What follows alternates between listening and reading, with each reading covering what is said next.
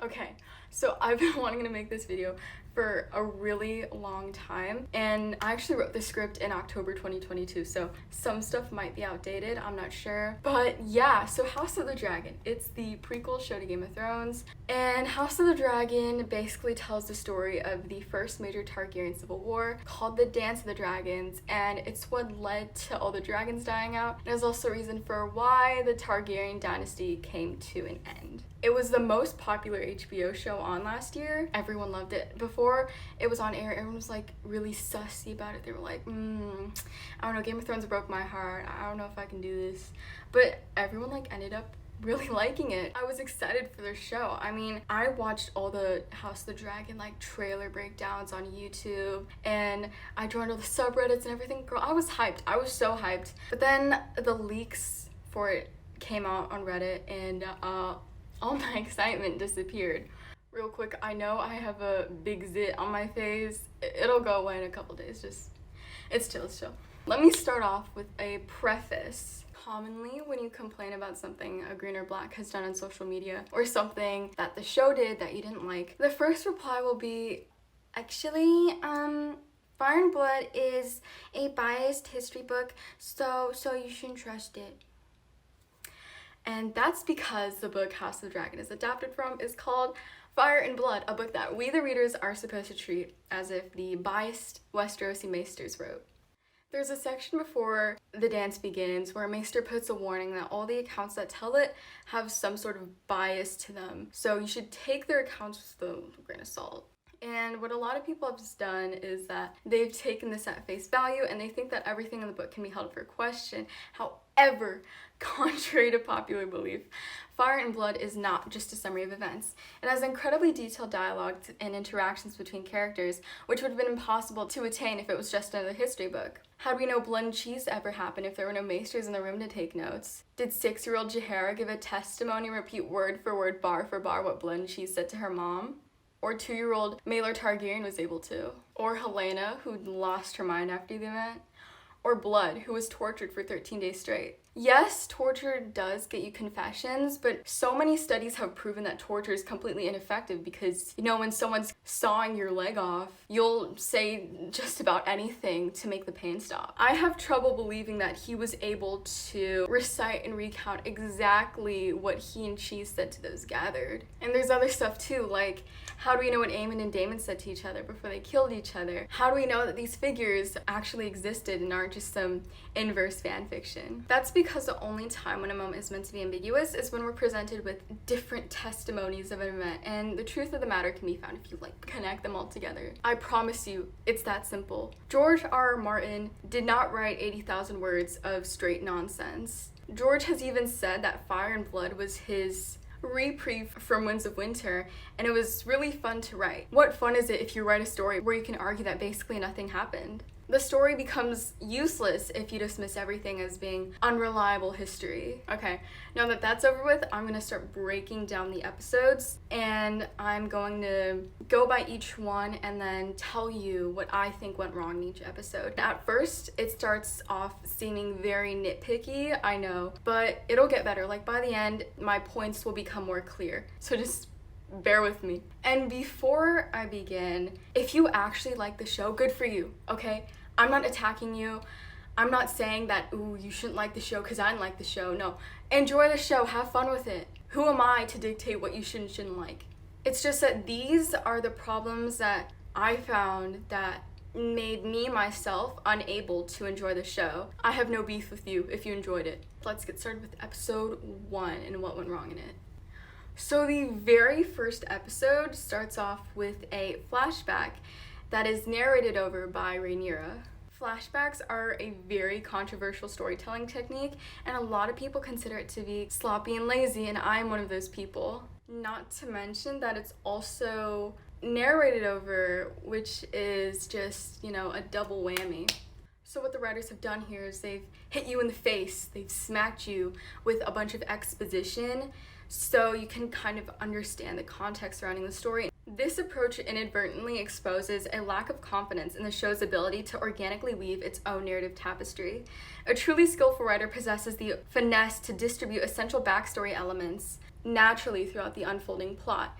By resorting to narrative crutch right from the outset, the writers betray their own doubts and their capacity to sculpt a compelling tale without relying on overt exposition. A proficient writer possesses the ability to seamlessly incorporate crucial backstory details within the fabric of the unfolding plot. A skilled writer carefully orchestrates hints, clues, and revelations that are deftly threaded into the narrative, and they enrich the viewer's experience. And you know a show that pulls off giving exposition really well?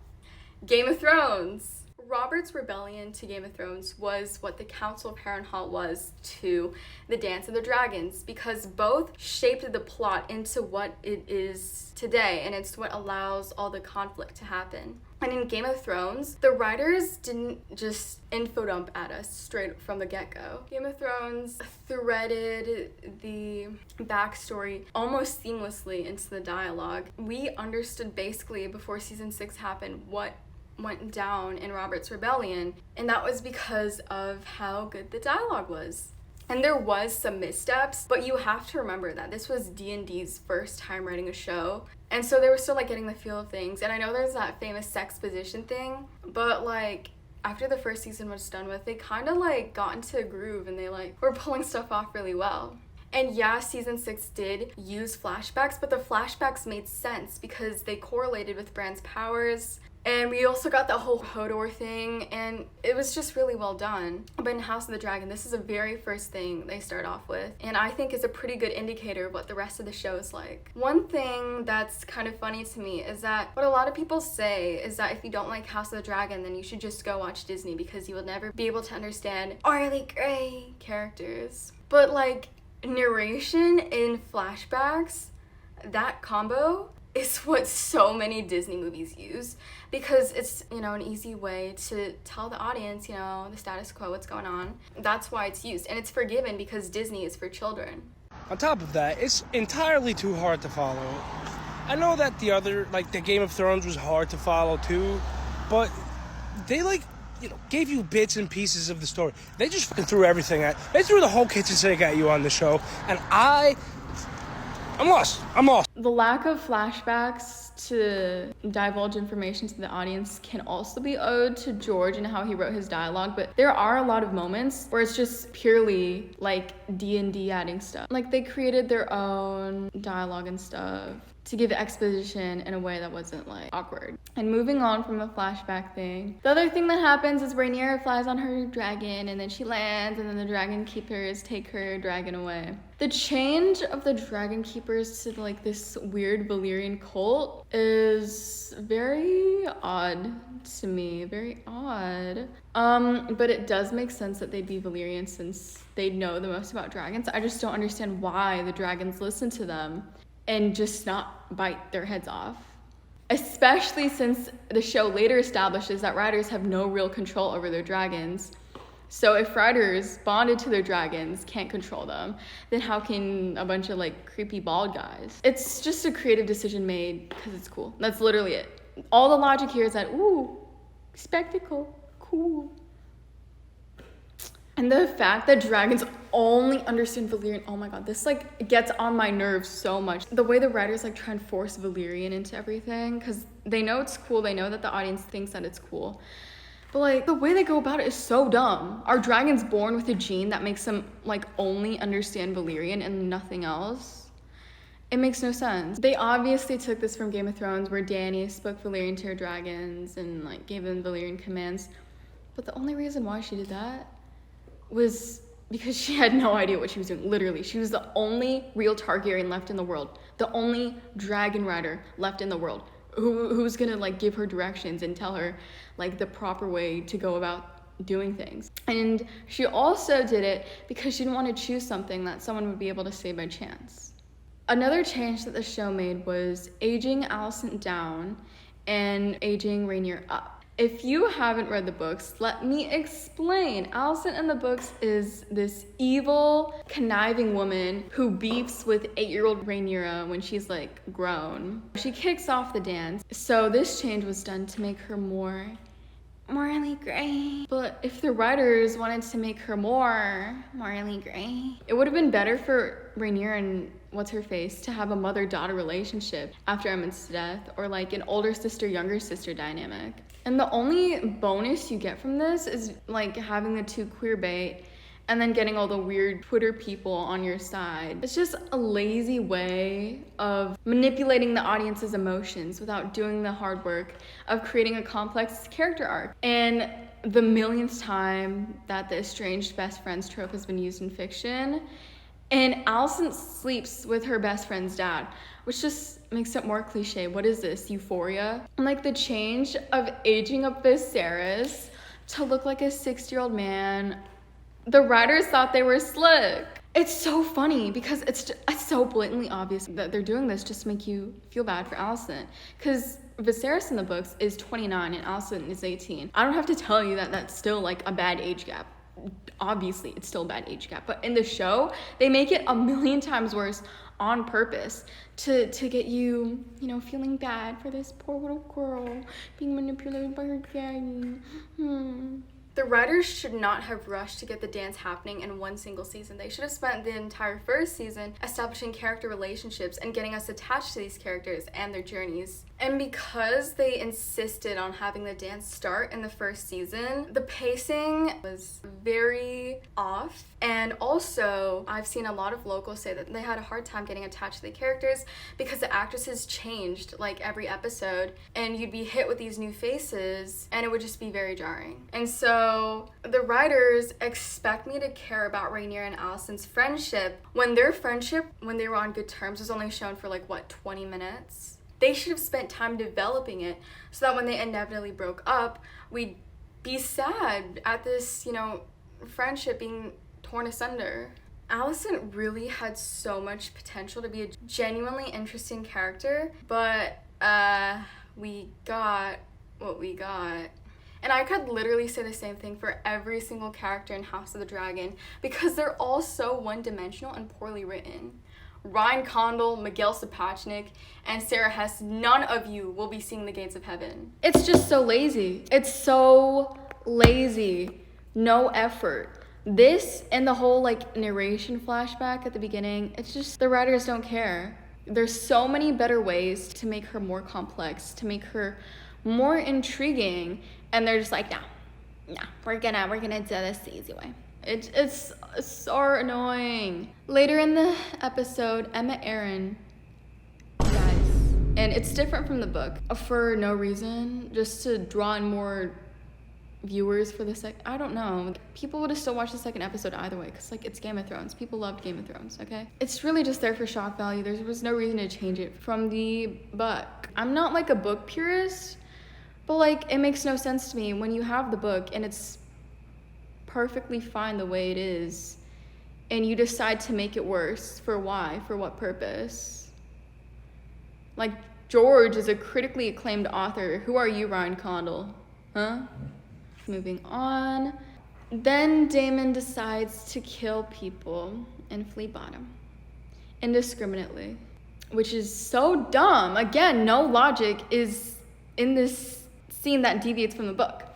How do Daemon and the Gold Cloaks know that the people they're killing are criminals? They're not wearing name tags that pointedly say that they're evil, and they're not actively doing anything that would identify themselves as being evil. It's impossible that everyone they killed were criminals, and they definitely would have gotten some small folk wrapped up in the massacre. This would have led to outrage amongst the small folk, and Viserys would have given Daemon a much harsher punishment. However, the writers don't think, it's just hollow up here, so they kind of forgot that because they need to give a reason for why Otto so fervently believes that Daemon is the Antichrist. And I'm only half joking when I say this, but Otto and Daemon should have gotten the weird queer baiting Alicent and Rhaenyra relationship. You can have Otto be the Twinkie Little Bottom and then Daemon be the Seme, or is it the Bokeh? I don't know. Oh, it's Uke. And then you can parallel the relationship to that of Rhaenyra and Kristen's. I would have much preferred that over what the writers decided to go with. And there's also Rhaenys being referred to as a queen who never was. In the books, it's literally just a title that Mushroom made up. Mushroom is one of the historians who helped pen the Fire and Blood book. But the writers were like, no, see, we can be smart. And so they decided to just have that be something that people call her. Imagine having rampant acne. Having rampant acne and then being called Ring of Fire by everyone around you. Or being fat in the past and then having everyone call you Tubby, Oinker, Tub of Lard, Obese, or Land Whale. No one would call her that to her face. And it's a title, again, given to her by Mushroom. It's not something that people called her back then. You might use Jaime being called Kingslayer as a counter argument, but murdering your ruler is literally the #1 worst thing you could ever do, especially when you're someone who is sworn to protect him. What Jaime did was like the most looked down upon thing ever. So it makes sense that people clown him for it. Trying to become ruler and then failing is nowhere near as reprehensible as killing your king when you're his Kingsguard. Ooh, and then we get to the real biggie, which is the Targaryens using Dracarys as their command for Dragonfire. This was done to make the people who scream at any slight spectacle at the bars happy, when it makes zero sense and is just so grating. And it like pulled me out of the scenes. I was literally like flailing around like a fish out of water when I heard that. I was like, what did this man just say? Or woman? I can't remember who said Dracarys first. I think it was Rhaenyra. I couldn't believe it. I couldn't believe that they would desecrate Dany's existence like this. Like, leave her alone. She's dead. Okay, let's let her rest, please. Like, her ancestors literally traveled forward in time to copy her. Daenerys needed a command, again, because she had no idea what she was doing. She was riding Drogon bareback, without a saddle, and holding on for dear life the entire time. And, like, if you go by the show logic that the Targaryens have always used that as their command, like, how would Dany even know? She's miles away from Westeros, and she's been homeless her entire life. She has no time to learn about, Targaryen command words for Dragonfire. Like, it makes no sense. Dany's ancestors, who had nearly every dragon riding resource possible available to them, did not need a word like Dany did. If Ryan Condal wanted to use a command, like, why not have a different word for every dragon rider, or at least a different word entirely to like make another iconic word? It's just a cheap attempt to elicit a certain response from the fans, and they ended up getting it because Game of Thrones fans just eat up whatever they're fed. Y'all need higher standards. Y'all need, it's really a travesty. Oh my god. I fucking hate this thing where people are like, wow, the actors in House of the Dragon say Dracarys differently than Emilia Clarke did because Daenerys had a bastard Valyrian accent and they had the high Valyrian accent. Daenerys speaks High Valyrian. That's how she knows the word Dracarys. And Emilia Clarke, her deciding to not say Dracarys with an accent is just a creative choice on her part. It has nothing to do with any accent bullshit. I think she just got lazy with it or something.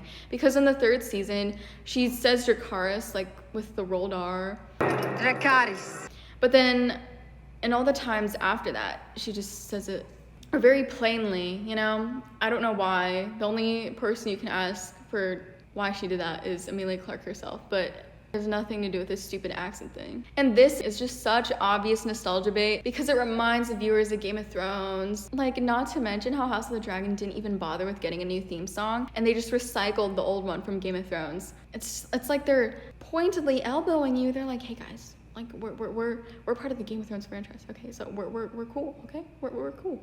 They're literally using the legacy of Game of Thrones as a shield, so their writing can't be criticized because Game of Thrones was so famous for how amazing the writing was.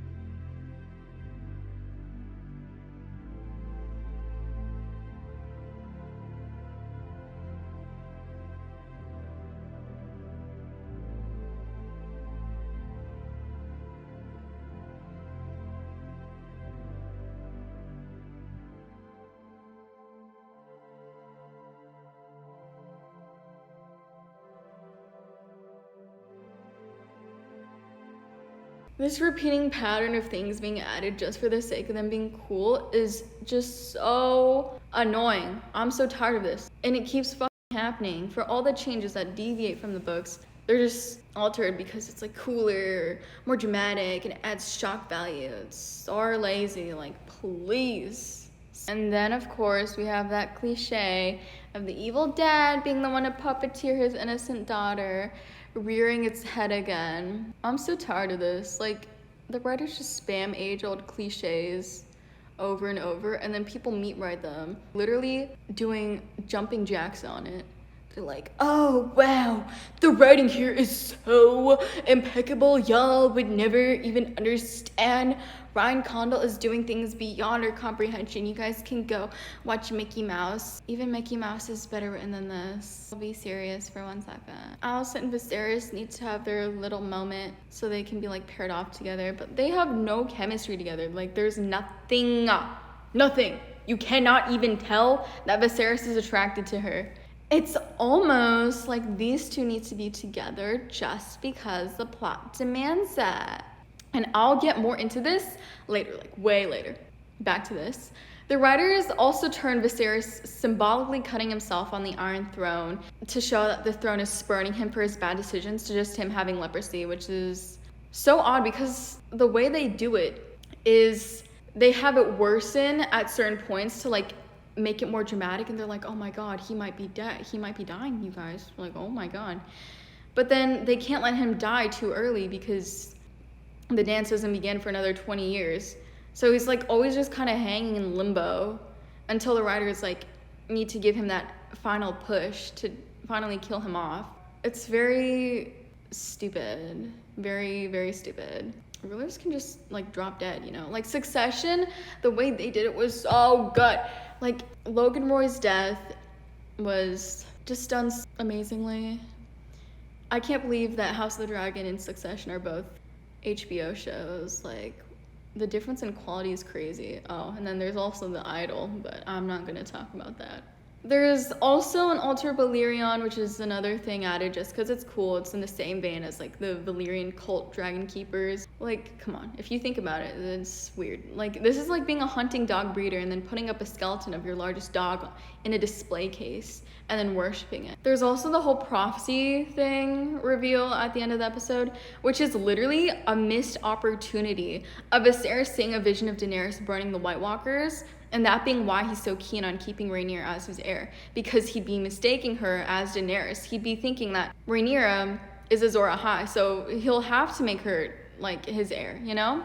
It makes no sense to me how he'd be just so obsessed with this dream of his son on the throne and then keeps Rhaenyra as heir despite all of that. The show's excuse is, oh, he just loved Emma so much. Oh yeah, did he really? Is that why he got over her death in like a month and remarried when her ashes were still sizzling with a girl half her age? Be serious, okay? Be serious. And like, even if you don't like Daenerys, you have to admit that at the very least it explains why he was so vehement on keeping Rhaenyra on the throne despite everything. There's also other Targaryens who've dreamed about Daenerys in the books, so it just makes so much sense. And the Song of Ice and Fire prophecy is just so dumb when this name has already been taken in the Game of Thrones universe.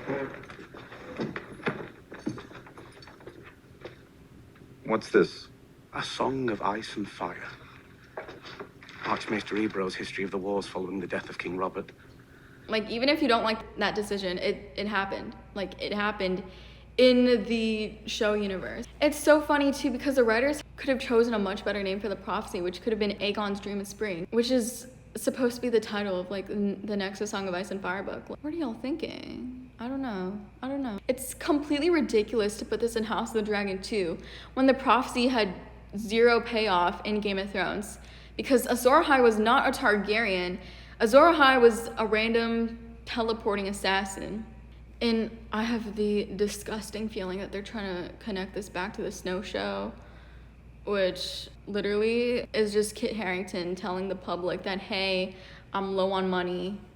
I need that Game of Thrones cash. So desperate that he came with his own team of writers and directors too. Like, oh, are you not embarrassed? And don't think I didn't catch how the writers didn't age Laena or Laenor along with Rhaenyra and Alicent, so they could get away with not having to write an actual relationship between Rhaenyra and Alicent and Laena. Like, you can't tell me that this wasn't just straight up laziness. And the entire thing where Laena and Laenor are younger is just completely ignored and tossed aside once the time skips jump in and the plot gets moving, because the writers know that they can't have the characters be younger for Rhaenyra and Daemon to be able to marry them. Laena's actress is literally 6 years older than Rhaenyra's, and there's no good reason for why they write a relationship between the three. If they had, then Laena's death would have felt a lot more impactful than it was. If you're gonna age up characters, your ass needs to commit. And through this, we could have gotten to know Laena more, so when she's killed off, the audience will actually feel sad instead of being like, who is this again?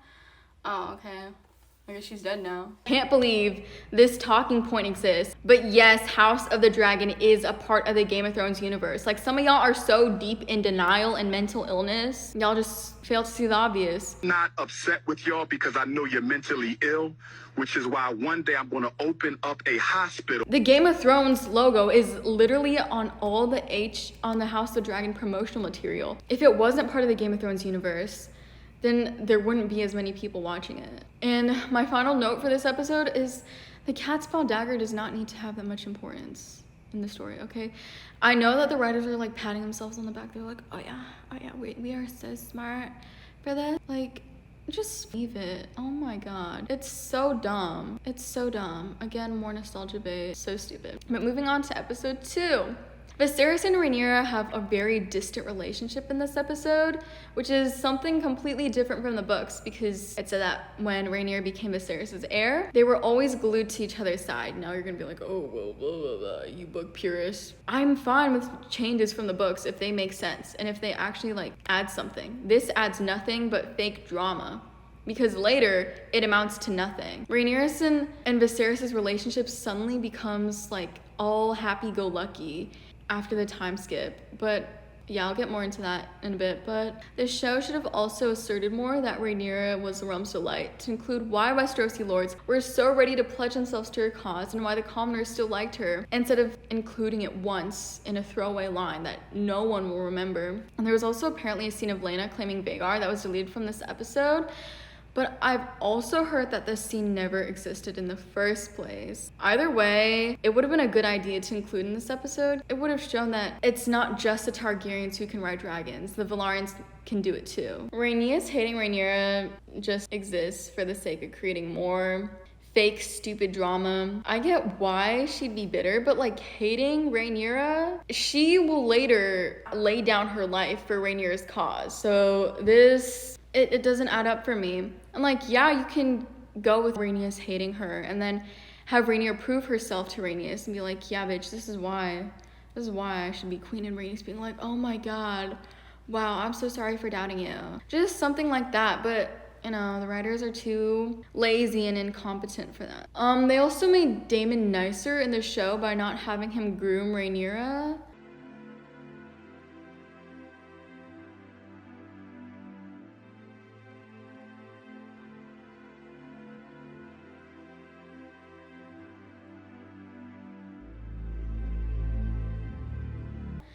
And also truly loving Mysaria and wanting her not as a concubine, but his second wife. Like, when I saw him say that their love didn't know titles and traditions, and then him immediately pulling his sword out once Otto threatened her, and then afterwards going to cuddle and hug her, girl, I was shocked. But also, like, why go out of your way to do all of this and like make Daemon not be a pedophile and then just make him a bad guy later on in the season? It doesn't make him morally complex. It just makes him seem like a bipolar character who just like flip-flops a lot from being evil to good. And Miss Sari's accent, oh my god, that shit was so awful. When I first saw a clip of her speaking online, I was just like, oh, this is a joke. Someone's dubbing over her voice as a joke. It's not very funny. I didn't laugh, but I was just like, oh, because there's no way that she would sound like that. And I'm being like 100% serious when I say this, because people do that all the time. Like, you know, they dub over videos and like pass it off as comedy all the time, and those videos get popular a lot. But that was real. Like, her accent, at least in the show, like, it's real. And I can't believe it, because that's not how the actress sounds in real life. Like, the actress is putting on a fake forced accent because like the directors told her to. In what world does her accent sound good? I don't understand. It's so awful. Oh my god. My condolences on the passing of your. At first, the prince is in verbatim when no one is to be trusted. I'd best secrete him somewhere safe. Is, I guess, like everywhere else, very different to what it's usually like. The devastation, I think, has been a bit less severe than a lot of other places. And she doesn't even need to have that weird of an accent. None of the foreign characters in Game of Thrones had such strange accents, so why would she? And to end off the episode, there's that cliche of someone secretly doing something they weren't supposed to be. No, let me act this out for you. Okay. This is Remote. Remote overhears something that Hairband is talking about. And Remote is like, oh my god, I need to do this. And Hairband is like, no, you cannot do this, it's too dangerous. But Remote runs off and goes to do it. And then Remote comes back, and then Remote is scolded by Hairband, and Hairband's like, ugh, how f***ing dare you? You could have lost your life. And then Remote's like, oh, come here. And then, you know, huggy times, happy times. That may sound strangely specific, but like, once you recognize this cliche, it is literally everywhere. There's another small nitpick I have, and that's the CGI. I remember seeing a post on Reddit that was like, guys, I love animals so much, and I know that the dragons in the house of the dragon die. So could you please let me know what episodes they die in so I can skip them, because it makes me really emotional. I just love animals so much. And it makes no sense to me because the dragons in House of the Dragon look so bad. They look like rubber. They look like plastic. They're seriously so bad. And it's such a downgrade from Game of Thrones, where Dany's dragons look so realistic. Like, they could be real animals roaming the earth. Like, they look so amazing.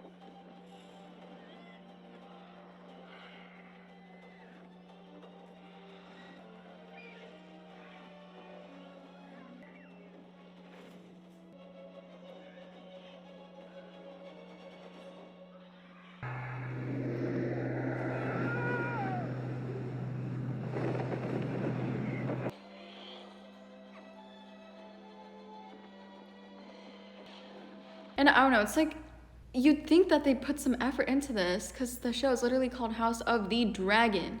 And they should make up for the poor writing by at least like giving us a visual spectacle with the dragons, you know? But they just look so bad. They literally look like they were made out of tires. I don't understand. The crowns also look weird too, and a lot of like the accessories, like the shields and helmets, they look like they were 3D printed or like painted styrofoam or cardboard. It's really jarring. They look so low quality, and apparently they had a budget of $20 million per episode versus Game of Thrones' $6 million per episode for the first 6 seasons. So I'm like, where is this money going? And now episode 3. Normally I'd say this episode is automatically the worst because they didn't adapt that scene of Daemon nearly beating a messenger to death for telling him about Alicent and Viserys' marriage. But because of the quality of the other episodes, I can't. Not in good confidence, not in good faith. This episode is like 99% just straight up fan fiction because the hunt scenes are not in the book. I think a much better way to have gone about this was just to take this episode out, write the other episodes better obviously, and then insert an episode before the massive 10-year time skip so it's not as jarring as it was, because the pacing in this show is just all over the place, dude. It's so bad. To make Alicent and Rhaenyra's poorly written friendship hit harder, Rhaenyra apparently has no friends, when this should not be the case. Targaryen princesses always have massive entourages following them around. And the same goes for queens even more so. Queens have ladies-in-waiting and noble daughters who attend to them. And Viserys talks about needing Rhaenyra to marry politically to forge alliances. And an easy way to do that is to employ ladies-in-waiting. Rhaenyra and Alicent's friendship is just so cheap, and it's obvious that the writers are doing everything they can. Well, not everything they can. If they were doing everything they could actually make this relationship be so emotional and beautiful. I don't know what's wrong with them. They just can't write. It's so weird and plastic, and I'm just like cringing at my screen as I watch these scenes. Ugh. And also, a little error in the episode. Aegon is already being called the second of his name when he should just be called Prince Aegon. You aren't called the second or third or fourth of anything until you're king or queen. If this was the case, Alicent's eldest son would be called Aegon III, and Rhaenyra's Aegon would be called Aegon IV, and so on, because Aegon the Uncrowned, son of Aeneas and grandson of Aegon the Conqueror, would be Aegon II. Shows the writers are stupid and that they don't know how to research. Like, how do you mess this up? I don't know. How do you mess up adapting the show up when you literally have everything outlined for you and George on speed dial? I don't know. It's really amazing. The writers, I'm shocked at their talent for just being so bad. I also think it's funny how they had to change Alicent proposing that Rhaenyra and Aegon wed to Otto doing it so people wouldn't drag her and then be weirded out by her suggesting that a 17-year-old marry her 2-year-old son, which is just a problem that comes out of aging Rhaenyra up. Viserys having doubts about the succession is just so dumb too. Whenever Viserys is mentioned in Fire and Blood, he's either arguing with Daemon, getting caught on the throne, or upholding Rhaenyra's position as heir. It's just these 3 things. Viserys literally had the tongues removed of 5 Velaryon family members in the books just because they wanted to argue against Rhaenyra and Daemon's killing of Aemond. This could have all been averted if he'd just mistaken her for Daenerys. It makes no sense why he'd go against just centuries of male primogeniture and going completely against Westerosi tradition to, I don't know, randomly decide, oh, I want my daughter to be heir because I really loved her mom. You can show your love for Rhaenyra and Aemma by just pampering Rhaenyra and giving her everything she wants. You don't have to make her heir. Viserys obviously did it for another reason, and that could have been this moment of him mistaking her as Daenerys. Oh, I can't. Alicent has to defend Rhaenyra's claim to the throne over her own sons, and yet again they make her the poor little girl with no friends. Oh, poor Alicent. Poor baby. We do not care. That's just so dumb. I can't take it seriously. Why should I mourn Rhaenyra and Alicent's friendship when we've spent basically 0 time with them when they were still on good terms?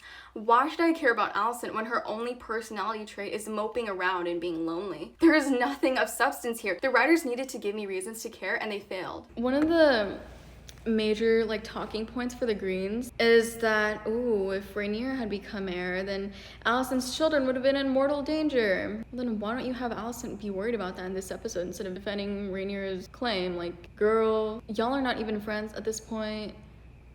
It's to make the audience remember that, hey, Alicent's not all that bad. Girl, please. There's also that whole battle thing with the crab feeder. I saw a lot of Reddit dude bros complaining about how Daemon had plot armor. I didn't really care, cause it's just for spectacle. But my problem with that whole fight scene was just Laenor saying Dracarys. I had to be held back by my friends from jumping off the roof of my school building. That was so, every time they say Dracarys, I'm just because it's so obvious they're doing it for brownie points. It's disgusting. These moments to me is a 6-year-old running up to you and doing the world's worst cartwheel and then constantly asking, oh my god, did you see that? That was cool, right?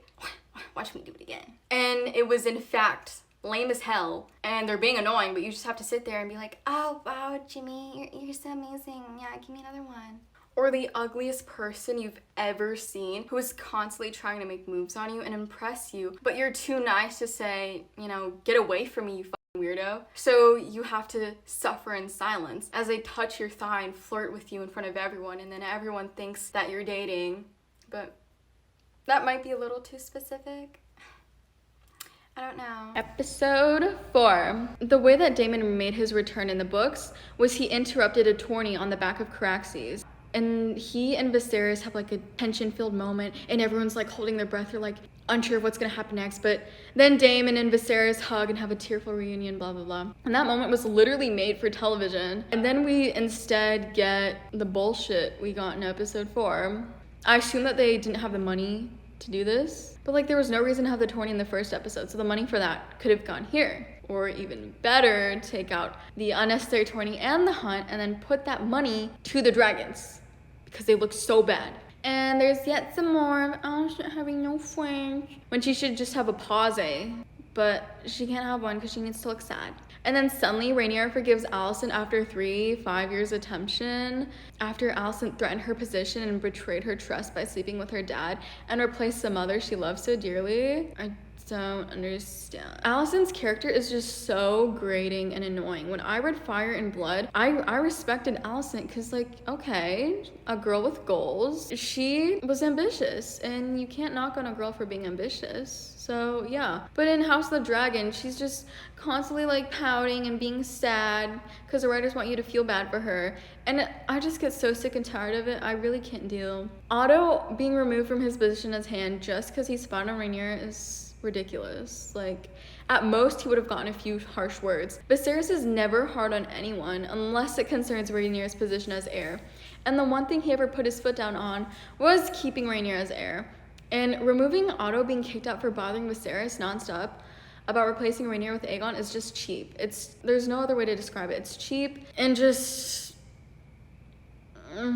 the best example of talentless hack writing. The writers removed that to make the Greens less annoying. I'll touch more on this in episode 10, but there's also a missed opportunity here, like when they're on the streets, to include Rhaenyra being the realms of light when Daemon takes her to see the play. I remember reading the leaks for episode 4 and just being so convinced that they were fake, because the plot of Daemon taking Rhaenyra into a brothel and then leaving after getting her riled up is... Who came up with that? Let me talk to them. I need to smack them in the face, because what's wrong with you? Seriously.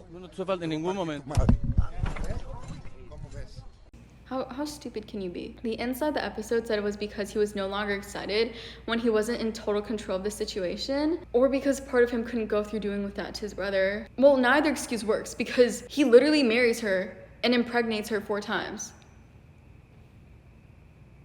I don't understand.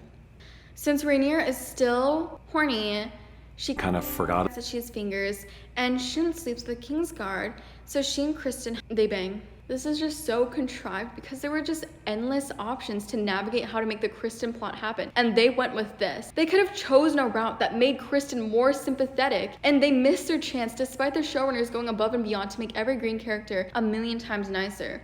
They could have created like this heartbreaking love story, and they missed their chance because, I don't know, the showrunners even promised before the show came out that there would be no gratuitous sex like Game of Thrones had, and then they do this. Like, there was real potential here.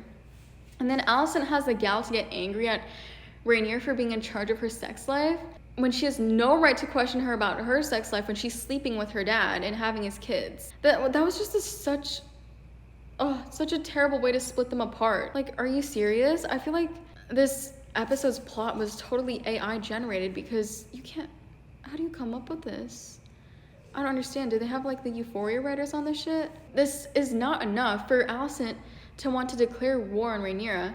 Plus, if rumors of Rhaenyra being spotted in a brothel were real, then her reputation would be ruined in the eyes of both the small folk and the nobles, and they would call her a whore and want her to be replaced with Aegon, but there are no consequences to this at all. The writers keep doing this. They introduce deviations from the book, and they just don't include the consequences of them at all when there should be consequences, but they just pretend like there would be no consequences because they can't detract too far from the book, because there's still like a plot line or a plot thread they need to follow to lead to the Dance of the Dragons. But moving on to episode 5, I think the events of the first 5 could have been squished in a fewer and then pulled off well to make room for more that could have helped the time skips become more seamless. They keep a somewhat normal pace with the first 5 and then try and fit all the other events leading up to the dance like in the last 5, and it's just all so messy because there was a time skip in nearly every episode. But anyways, it starts off with Daemon killing Rhea Royce. In the books, he's all the way in the Stepstones and has to fly to the Vale when she's dead. And if he wanted her dead, she would have been dead years ago. This was done just to demonize him, when the real way to do it would have been to faithfully adapt his canonical self as the world's worst sex offender. The writers don't even get into the reason why Daemon hates his wife so much. And the whole Kristen plot is... Anyway, there's another cliche here where person A questions person B about something they think person C and D did, when in actuality, it was person B and C. Like, oh my god, can you believe this story I'm telling you about this other person and their lackey and something they did? Oh my god, they're sussing me out. Oh my god, I feel so bad. Like, the guilt's literally eating at me. Wait, stop. It was me and that other person, we did this. It's true, it was the both of us and we blah, blah, blah. Another really specific example I'm using, I know, but I'm like 100% serious about this, because once you get this pattern down, you'll see it everywhere in a specific kind of media. Children's media. The biggest example being Disney Channel and Nickelodeon.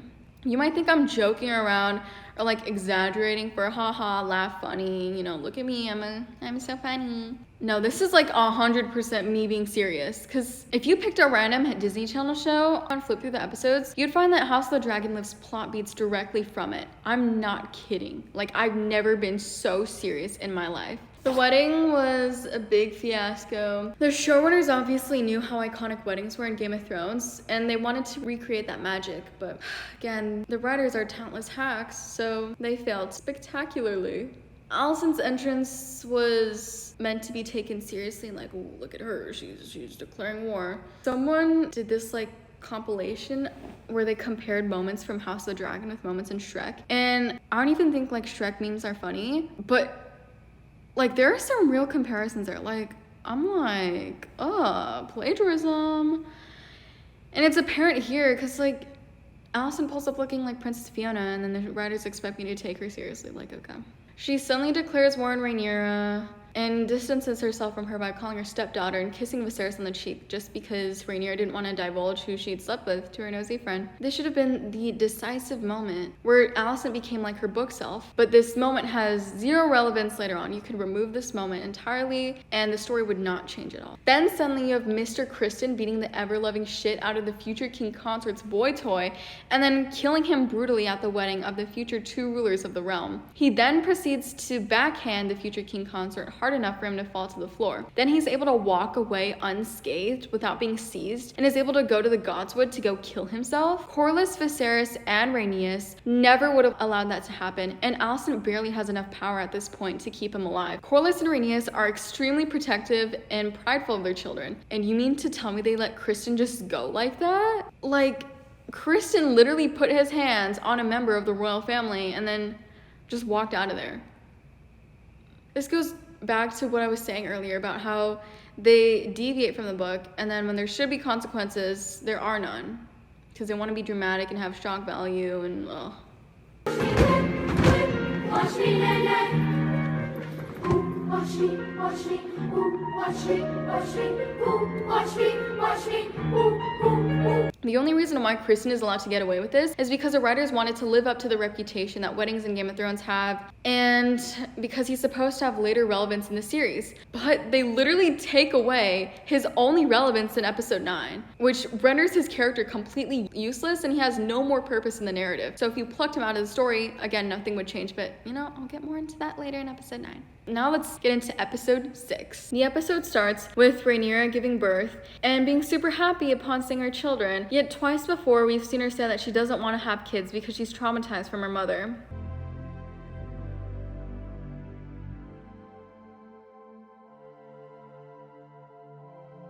An episode should have taken place before the time skip, again, to elaborate on why she's suddenly Mother of the Year, why she and Viserys are suddenly all close and cool with each other, Daemon and Laena's relationship, Rhaenyra's relationship with Harwin, why Rhaenyra's personality is suddenly done a 180, and how the hell Criston was able to do what he did and get away with it with zero consequences. Rhaenyra's personality change is just so jarring, because like in the first 5 episodes she's like you're snarky, not like other girls, Olenna Starkov type of character, and now she's like super mellowed out and sweet. She's like oh yeah, my babies.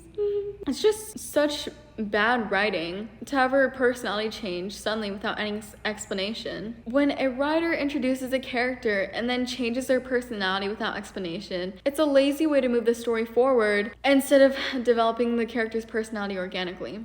The writer instead takes shortcuts and sacrifices the character's consistency for the sake of the plot. And don't even give me that BS excuse that we can deduce what changes happen in her personality from the time skip. You need to show the audience what exactly happened for her to change in such a drastic manner. Because Rhaenyra was, again, you're not like other girls girl who didn't want to be a mom. And now she suddenly has 3 different kids and is super like jaded. There's no explanation given for this at all, and it's lazy. And yeah, it's true that we can use our imagination to fill in the gaps, but that doesn't excuse poor writing. A well-written story should be able to stand on its own without relying on the reader to do the work of the writer. Additionally, even if I can deduce what happened during the time skip, it doesn't mean that I'll be satisfied with the outcome.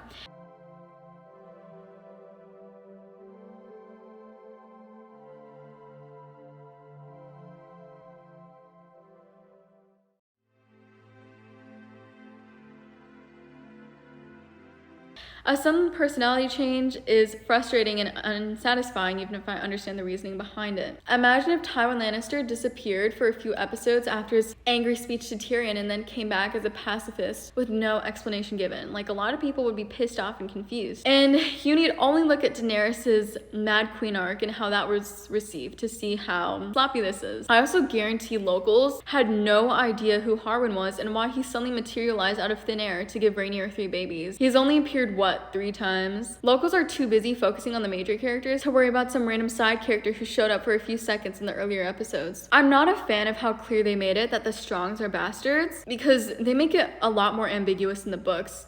Because Rhaenys, Laenor's mother, and maybe the Strongs' grandmother, has dark hair because of her Baratheon blood. But I guess that was a given with Laenor being black and Haenor being white, like pale as snow. But you could have compromised by having Harwin be mixed, because there's like a load of random black people sprinkled around Westeros. So one could have been his mother, or you could have just had the Strongs be super tan with curly hair. And there's more of dragons only understanding Valyrian because it's programmed inside their brains. And then Jace getting all hyped up to say Dracarys, like, oh my god, it's like the showrunners really want me to kill myself. Helaena being autistic is a new change, but oh my god, before I even start, I know some people are gonna purposefully misinterpret my words, so there is nothing wrong with her being autistic, obviously. But the way that the writers write her autism, they make it completely surface level and they don't delve into it at all.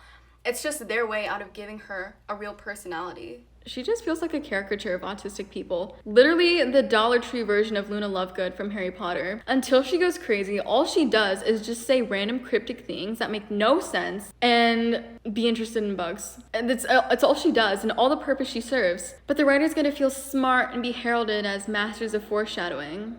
Give her a personality so that we feel bad for her when blood and cheese happens. You want to make every green character sympathetic, here's your chance. Mold her into a character who grew up in this chaotic environment of having 2 psychopaths for brothers, a father who doesn't care about her, a bipolar mom, and someone forced into marrying her psycho of a brother. You could even make her more interesting by showing the effects of incest.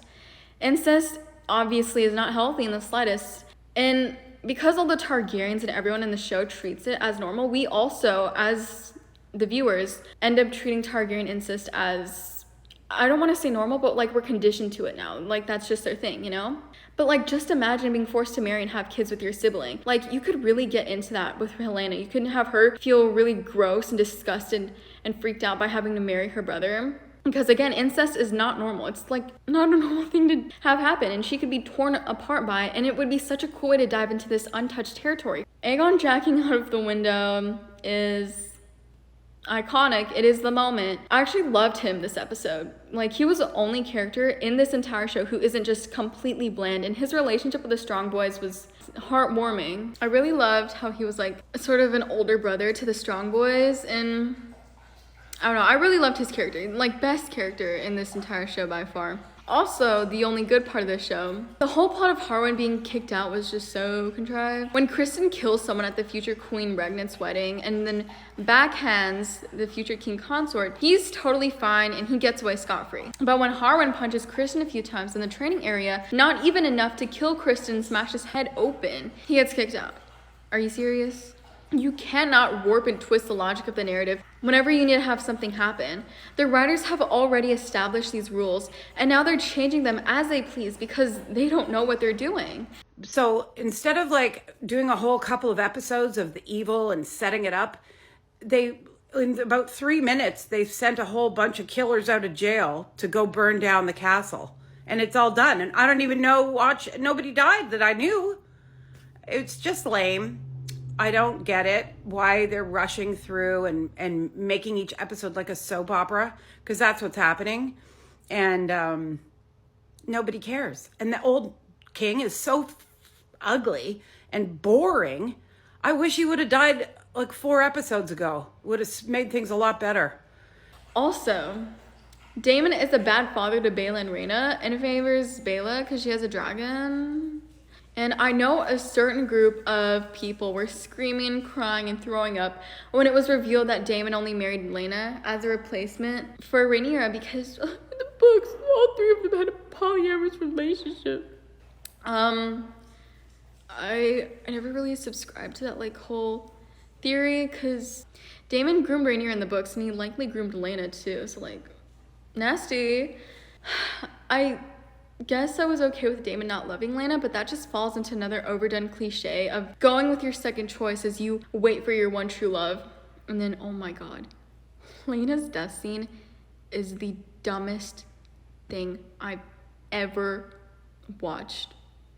Like in any movie or TV show. I can't believe it. It was just so stupid. I won't say it's like the dumbest thing in all of media because I've read some pretty bad fan fiction. Manacled. But like the CGI was abysmal and the scene itself was horrible. Like Laena's heavily pregnant, half-dead self was able to hobble out of the castle and walk up to Vhagar with no one taking notice of her. Really? Are you serious? Are you serious? They literally cut out scenes of Daemon being a good father for this. And like every time Laena said Dracarys, it was another 10 years shaved off my life. Oh my god, I'm literally like tensed up and cringing, like shriveling up, just reminding myself of it. They will never let me be free of this stupidity. Laena's book death just hit so much harder. She was delirious from labor, tried to reach Vhagar one last time to ride her, but died on the way there, and then Daemon carried her dead body back to bed. This change was done for 2 reasons. 1, demonize Daemon. 2, shock value. Like I said before, just make him the groomer he is in the books. Do not rob us of emotional scenes and then replace them with something straight out of Wattpad. I can't even put into words how ridiculous it is. Why would you deviate from the books? Like, it was fine as is. I don't understand why they had to change it to replace it with this. I don't know. But moving on, episode 7. This episode has so many cringy one-liners that were definitely inspired by those fake, like, deep Tumblr quotes. Game of Thrones was known for its untouchable dialogue, and what House of the Dragon here is, like, really make a mockery of its legacy. I wasn't really a fan of the Aemon scene, and I think his anime backstory is, like, meh. It's mediocre, but I think it works. It makes no sense at all for him to be bullied for not having a dragon when nearly every dragon who wasn't given a cradle egg claimed a dragon when they were in their teens. Daemon claims Caraxes, who once flew with Aemon Targaryen, Rhaenys' father, when Daemon was much older, and that dragon was not put into his cradle. Rhaenyra claims Syrax when she's 7. Syrax was never put into her cradle. Rhaenys claims a dragon that another Targaryen, Alyssa, Daemon's mother, rode, so she didn't get Meleys from the cradle either. Aegon the Conqueror, cultural icon, had to claim Balerion, since Balerion lived long before Aegon I was ever born. Balerion was one of the dragons Aenor and Daenerys Targaryen took with them when they left Old Valyria, which was 6 generations and nearly 100 years before Aegon I was ever born. Balerion was never put into Aegon's cradle. Maegor also later claimed Balerion. Viserys claimed Balerion too, and rode him when he was an adult man. And Rhaena Targaryen, the person credited for starting this whole cradle bonding thing, didn't bond with Dreamfire until she was 9, and she first rode her when she was 12. Helaena will also ride Dreamfire later on, and Dreamfire obviously was never pinned to her cradle. All evidence points to how the Targs traditionally claims their dragons in their preteens or teens. Cradle bonding is a very new practice that bears no reality on how true and cool the Targaryen is. You can claim a dragon at any time and you'd still be a valid Targaryen. I do like the change of having Baela and Rhaena be more involved, but that's all I like. 4 children of the royal family left the castle and no one noticed. I'm so disappointed that they didn't adapt the scene where Vhagar screams when Aemon screams and his eyes cut out, because it just, like, it shows how deep the bond between dragon and rider is, and it's, like, really cool. And in this scene where, you know, Alicent's going crazy, Rhaenys shields her granddaughters and is shown to obviously care for them a great deal, which I'll talk about a bit more later. Alicent also somehow takes out the king's dagger, marches up to Rhaenyra, and doesn't get any punishment. She, like, is about to harm Rhaenyra and is threatening the heir's life, the future ruler of Westeros, and even injures her hand but receives no consequences. Daemon is like consistently built up to be this sort of psychopath, and yet he does nothing in retaliation against Alicent. Daemon and Rhaenyra's relationship is like the Viserys and Alicent relationship, and it's one of the things that the writers need to hit to make sure that they can get the dance going. So they shoehorn it in without it really being built up to. Why is Rhaenyra like suddenly in love with him when she's entirely moved on and they previously had no love, only lust between them? She's like, oh my god, Daemon, you abandoned me and left me. And I'm just like, okay, because they didn't build up the relationship like they should have done in episode 4. Instead, they made it this weird sex scene, and I still stand by my theory that episode 4 was just there so the writers could get in some porn. Like, he should have actually been romancing her in episode 4, not like taking her into a brothel. Oh, what a disgusting plotline that was. The romance between them makes like no sense. They've had zero contact for a decade, and Rhaenyra has previously been shown to like be in love with Harwin, so why is she now fawning over Daemon? Rhaenyra calls the Hightowers the Greens. It's just so cringy, and I might as well say this really is the House of the Dragon and then just be done with the entire show. There's also Laenor's death. This was created solely to silence the people who cry on Twitter about how many gay people die in Game of Thrones, as if everyone doesn't die in Game of Thrones. Laenor writes 𝓰𝓻𝓪𝓵, which will be written in the future by Adam Velaryon, which will be impossible if Laenor is still alive. When Adam and Alan pull up, how is Adam going to be able to claim 𝓰𝓻𝓪𝓵? A dragon can only have one rider at a time, so if its rider is still alive, it can't take another rider. That's how it works. And if he's able to, that just means either way Laenor still died, so there's no point. He just died this time off screen. What would be the point of faking his death then? And if Laenor returns and disguises himself as Adam, then who will Alan be? His bastard son from when he tried having sex with women before? That can't be possible because in this episode itself, they've cemented that he is likely infertile since he and Rhaenyra have slept together multiple times and yet haven't been able to conceive. And with the way they're building up Corlys and Rhaenys, I don't think Corlys will cheat on Rhaenys with a 15-year-old girl twice, especially since they shied away from having Daemon being a groomer. So, no disrespect to Rhaenys, but that kind of sucks. It's like, I don't know, Adam's my favorite character. Alan, on the other hand, can get launched into the sun. Okay, so I wrote this script and I filmed that before I knew that Alan and Adam had already been casted. Looks like the writers are just gonna ignore Laenor. Again, what was the point in killing him off if he's just gonna die off screen? Or is he not gonna die off screen? He's still gonna be alive and somehow 𝓰𝓻𝓪𝓵 is gonna be able to take another rider. Like, this can't work because Joffrey is later gonna hop on the back of Syrax and then get flung off and die. So, episode 8, the show made Daemon Corlys' brother instead of part of Corlys' extended family. Like, Corlys somehow doesn't care when Daemon chops his head off. Like, and why is Alicent in a small council meeting able to make decisions? Like, she does not have the authority to. And the fact that they were almost going to cut the scene of Viserys walking to the throne just tells me everything I need to know about the writing. This scene is the best scene in the entire show so far. And then later, you expect me to believe that Alicent is willing to set aside 15 years of tension and hatred just because Rhaenyra gave a nice little speech? This lady was hell-bent on war. Like in episode 7, she was like, oh, you won Vhagar to our cause. So yeah, she was planning war. But now suddenly she's willing to forgive all of Rhaenyra's transgressions. The entire plotline of Alicent getting mad at Rhaenyra for lying about who she had sex with could have been entirely removed, and nothing would have changed in the show. When a writer includes a dramatic moment in a story, they are creating an expectation in the viewer's mind. This expectation is that the event will have a significant impact on the story's development, and when the moment ends up having zero relevance to the story, leaves at least me feeling cheated and disappointed. And since Alicent actually was considering setting aside her feud with Rhaenyra, we're supposed to believe that she was going to give up peace for a sick man's ramblings. Are you serious? Everything Viserys was saying was just like totally incoherent. And the fact that Alicent actually believed Viserys too, she wasn't even trying to convince herself. She truly believed it, even though she had a chance at peace, even though she witnessed her dying, walking corpse of a husband use the last life he had in his body to defend Rhaenyra's claim as well as her sons, even though Rhaenyra literally had a son of her own called Aegon. All of this proves that the writers did not think this through. She decides against peace and everything because the writers need a reason for the war to kick off without painting her in too bad a light, when really all it does is make her look like a complete moron and strip her of all her agency.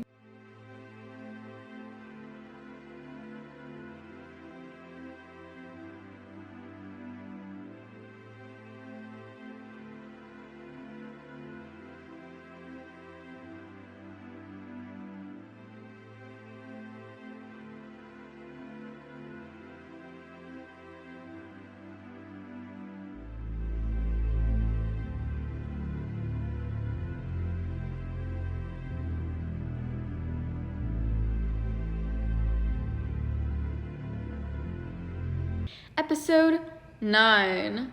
Alicent has been telling her kids that they'd be on the throne since episodes 6 and 7. Aemon remarks that Helaena will be Aegon's queen. She says Aegon will be king someday in episode 6. You mean to tell me she has no idea people were planning to depose Rhaenyra without her knowledge? She is now nothing but a bipolar idiot whose personality fluctuates depending on what the plot demands and to ensure that she isn't too evil. Kristen also accidentally kills Beesbury by forcing him to sit down. I need you to be so serious with me. You can't accidentally kill someone like that unless you're like a superhero. He in no way, shape, or form should be able to kill someone that easily.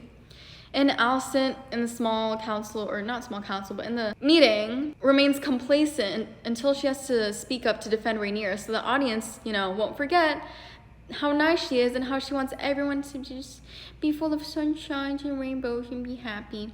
But all it does is make her motives all the more unclear. Does Alicent just want to keep her own children alive and is thus driven to civil war in order to do so? Or does she want power for herself? It's not clear. Because Rhaenyra offers her clear opportunities to ensure that her and her children will be safe and legally intertwined with the ruling family, she doesn't take them. But she also appears horrified at the idea she'd ever start a civil war for reasons of personal ambition. And why is the Lord Commander allowed to leave alive despite knowing everything the Greens have cooked up? The obvious thing to do here would have just been to kill him so he doesn't go off running his mouth, which is literally what he does later on. That wouldn't even be making them evil. It would make the Greens look smart. It's just the logical thing to do. Them not killing him makes them look stupid. I have no idea what they're trying to do with Aegon, too. Like, they make him a rapist and someone who likes watching his own children fight to death in pits, but it's too far for Alicent to be like her book self. Let a woman have desires. Let a woman have ambitions. Let them want power. Let them be bitter, angry, and irrational instead of being soft and complacent around men. What's the point of her hatred to Rhaenyra in episode 5 if it means nothing? And Rhaenys being inside King's Landing is such a nonsensical change. And, oh, you guessed it, it was never in the books. The episode should not have been as long as it was either way. I guess they had to keep her there to make it longer. They really just should have extended the Green Council. And why is Mysaria suddenly a champion for human rights? Mysaria in the books is evil. She's basically a female Varys, but worse, and takes advantage of Rhaenyra's PTSD, depression, and paranoia, and manipulates her into trying to kill Adam and Alan Velaryon, as well as Nettles, causing her to lose her two biggest allies. So cringy to me. I can't deal. And back to Alicent, she's just a complete and total idiot for being unable to see that her dad was pimping her out and only discovering this after, 20 years of being queen? How can someone be so empty-headed? What do you mean we have to kill Rhaenyra if she doesn't bend the knee? I thought usurping the throne from a woman married to a war criminal with 6 different dragons on her team would be bloodless. She's been crying about how Aegon will be killed if he's a challenge to the throne, and now she doesn't understand why Rhaenyra would have to be killed. And this entire Larys and Alicent scene, I don't know, it's such a weird scene because the way that he's a disabled man and the writers decide to give him a degrading fetish surrounding it, it's very weird. It's really just something there to remind the viewers that, hey, this is Game of Thrones. We can do weird stuff like Game of Thrones did too, guys. We're like Game of Thrones, okay? It's so, again, something for shock value. With Larys, the writers took Littlefinger and were like, ooh, scheming man that a lot of people loved? Okay. And then they did their own cheap copy. He's literally a walking mustache twirling villain in the show.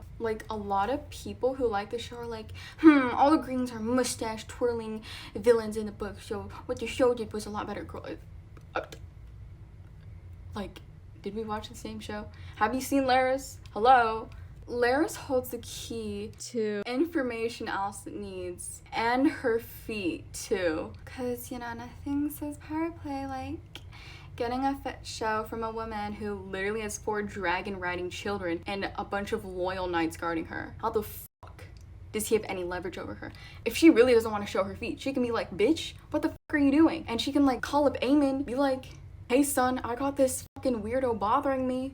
Could you get out Vhagar? Or like hit up Kristen. I don't understand. He doesn't have any leverage, but the writers were wailing and they were kicking and they were screaming. They're like, no, we are Game of Thrones. We're Game of Thrones. We're Game of Thrones. Bro, the scene with Laris just like taking in the flowers while casually discussing family annihilation is literally the equivalent of a villain turning around in a chair while stroking a cat as lightning flashes in the background. This show is like watching a Shakespearean tragedy, but performed by the cast of a kid's cartoon. That's the perfect and only description of this show. The show's unparalleled skill in flattening characters like a steamroller on autopilot should be like studied in university. Rhaenyra, Daemon, Alicent, Aegon, Aemon, Kristen, Helena, and now Laris are all transformed into these archetypal cardboard cutouts. Laris confused even Maester Gildain in the books with his allegiances and everything, but all that has been unceremoniously tossed away. His like cunning strategies and intricate motives are gone. Everything's forsaken for the sake of simplicity. And the whole arson thing, like, forget the true culprit, the motives, the suspense, all that is swept away, because what's storytelling without a dash of convenience and some Greg sprinkles of who cares about a narrative integrity anyway? Ryan Condal, Miguel Sapochnik, and Sarah Hess sacrificed the richness of the source material for the sake of spectacle. A dazzling spectacle of just shallowness. They've turned what could have been really intriguing anti-villains into caricatures, and they've just defenestrated subtlety. Like, who needs a palette of shades of gray when you can have modern art? Rhaenys not killing the Greens when she has a perfect opportunity makes no sense. Oh, but she hasn't been fire and blood like we have, so she doesn't know the dance is happening. Anyone with critical thinking skills would know that a war is happening. She saw the body hanged in the courtyard of the Red Keep, and she saw how Otto gathered everyone to publicly crown Aegon. She herself even mentions in an earlier episode that war will start once Rhaenyra takes the throne.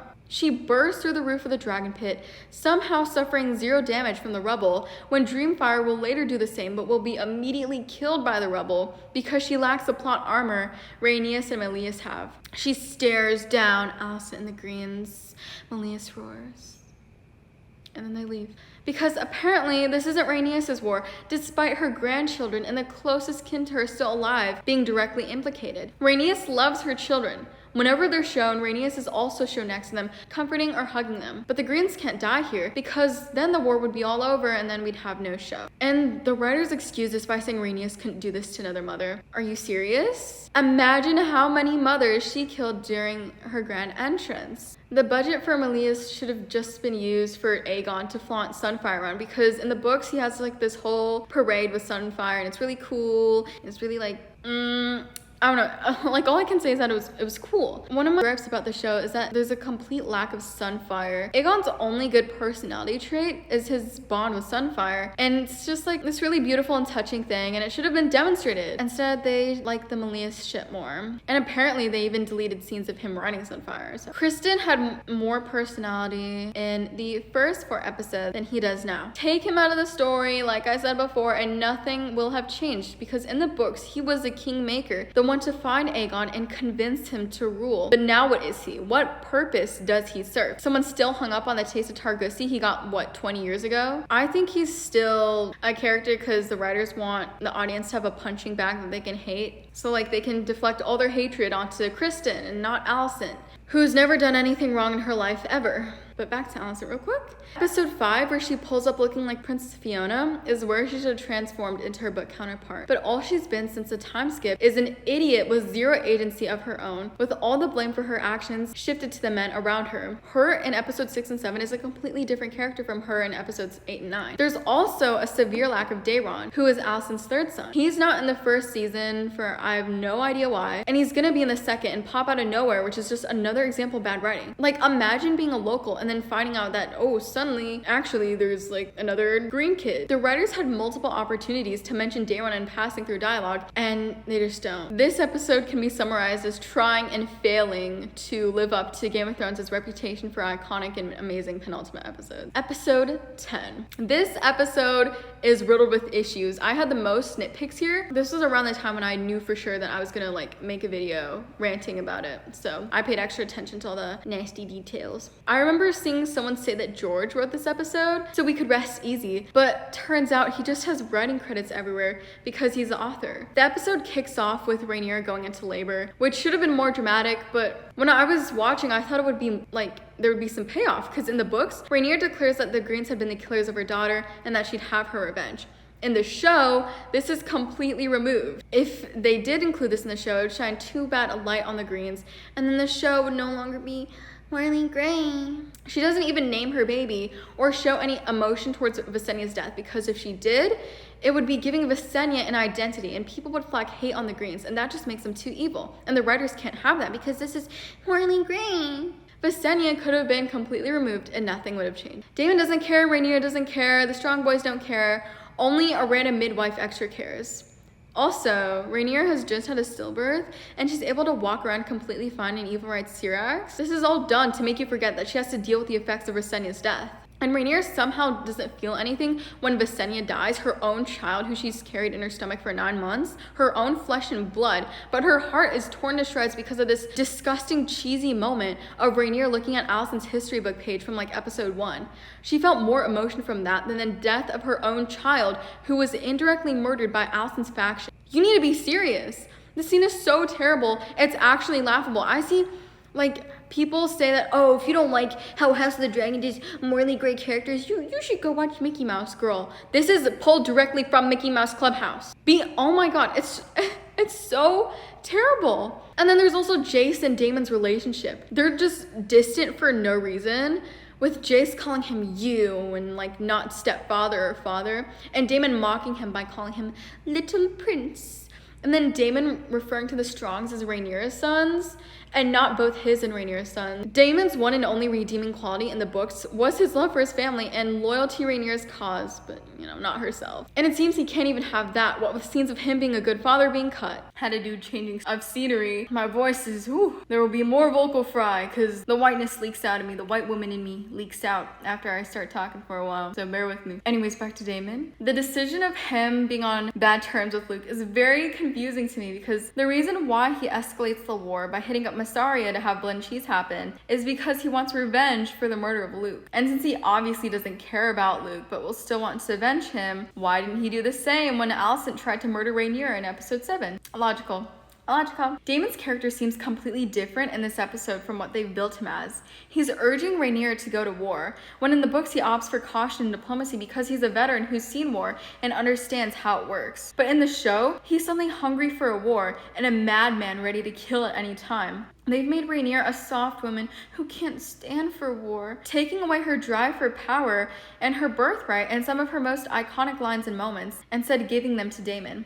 Like, I would not at all be surprised if next season he puts on an eye patch, paints Caraxes green, and then starts burning the Riverlands indiscriminately. So everyone mistakes him for Aemon and then blames Aemon. Episode 10 was Rhaenyra's time to display some strength and show some leadership. But instead, she wants to wring her hands and object to going to war, making Daemon look like a complete psycho for wanting to fight for his wife.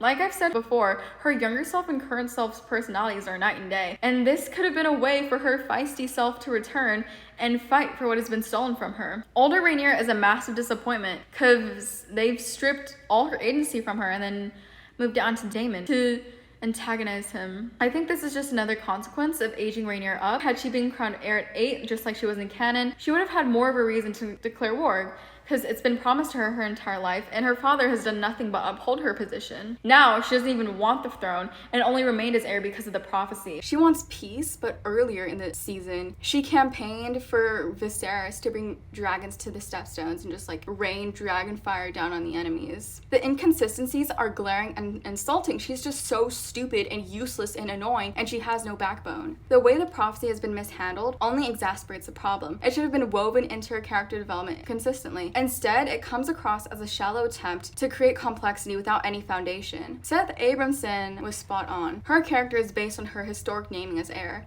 To have her falter in such a critical moment goes against all logic. Her hesitation in making a clear decision is nothing short of a travesty. If they wanted to honor her diplomacy learned from her father, they should have done so with conviction, not indecisiveness. But hold on a second, like, why would we have a multi-dimensional character with a mix of good and questionable choices when we can have a cardboard cutout of a woman reacting to life's curveballs? 𝓰𝓻𝓪𝓵 says, it was a huge mistake to reframe every bad decision Rhaenyra made as a reaction to something that someone else did to her. First of all, it removes all agency from her as a character whose actions drive the plot. Second, it incorrectly portrays her as a 100% victim when she is very much 50-50 victim/perpetrator. The fact that the writers felt this was necessary for a woman character is very incredibly gendered. To them, a woman can only be sympathetic if she is reacting, if she's acted upon first. A sympathetic role model woman does not have drive or flaws. And let's not even start on her post-time skip portrayal. It's a true marvel of character design, from proud and stubborn to passive in the blink of an eye. The characters in here shift like more than a roller coaster. She doesn't defend her sons during the dinner scene, and when Otto asks her to give up on her rights and deliver her toddlers as hostages, she not only considers accepting, but also falls for Alicent's manipulation and cries over an old as hell book page. Daemon becoming the voice of her ambitions and strength is an insult. 𝓰𝓻𝓪𝓵𝓂 argues the only possible justifications for Ryan Condal's odd characterization of Rhaenyra are either unacceptable or self-indicting. Unacceptable. The smartest and strongest willed female lead in Game of Thrones history becomes little more than a trope at the most important moment of her life because she cannot hold herself. Self-indicting. Condal actually briefly reversed his lead's character's decades of personal growth in order to create what he thought was a better season finale cliffhanger. Even her reaction to Lucerys' death is a disgrace. The epic motherly rage and vengeance we anticipated was reduced to just a small little look. Even Shiv Roy in the show Succession had a more expressive face when she realized that her husband betrayed her plan of keeping her dad from selling his company to her dad. Like, how is that possible? How can someone who's just lost one of their sons have less expression than someone who is angry about like their husband telling their dad that they didn't want him to sell his company?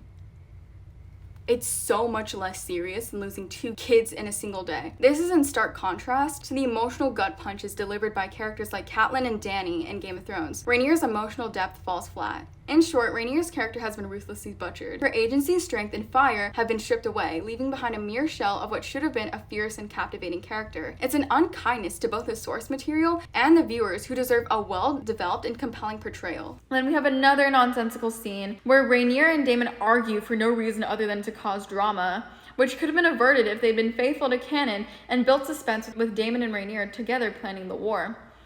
Daemon choking her does not align with his character at all. I've seen people defend this by saying it makes him morally gray, or that since he killed his first wife, it should have been obvious. He has shown no signs of being an abuser beforehand, but if he'd kicked Rhea around and then choked her before she died, that would have been a clear sign. If he'd smacked Baela and Rhaena around, that would have been a sign too, and another reason why Lyanna just wants to off herself. Just because he's a bad guy doesn't automatically qualify him for other crimes. This is like saying it makes sense for a drug dealer to kick around a dog. A drug dealer is a bad person, so that means they do another bad thing like go beat up a dog, right?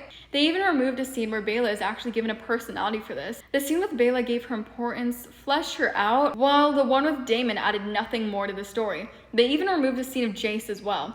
These characters so desperately need to be real characters instead of, actors who speak sometimes because of what the war is gonna bring. The Daemon scene was very controversial, and Ryan Condal spoke up and was like, y'all will never be able to understand morally gray characters.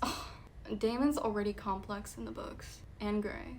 Daemon in the show is just a Wattpad male lead. Like, he's a family guy and supports his wife in the books wholeheartedly, but he also doesn't give a fuck when she's paranoid and, currently losing all the people she loves, and instead decides that, of course, the best thing he should do here is sleep with a girl who's much skinnier and attractive than his wife. Don't even give me that BS about how, Rhaenyra apparently signed off on it. I don't believe that for a second. That was Daemon manipulating her, grooming her, whatever the fuck.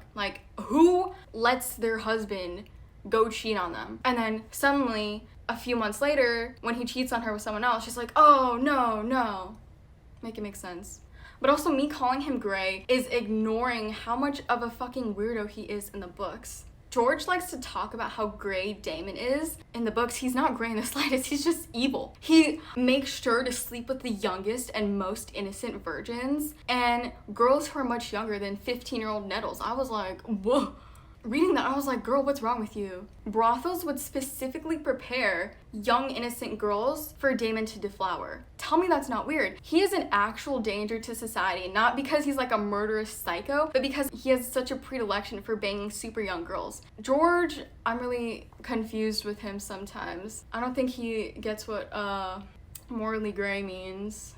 But yeah, if he was adapted as a predator he was in the books, he would just not be morally gray in the show at all. He'd be a criminal. The war will bring tragedy and loss, and no one will care if it happens to these like dolls with no substance to them. And also Damon ignoring her as she screams out for him as she gives birth and just deciding to instead plan the war. Really? When his last wife took advantage of him not being there during her hard labor to go kill herself? Damon, who looked like a little schoolgirl after getting 3 eggs from 𝓰𝓻𝓪𝓵𝓂 to give to his future kids.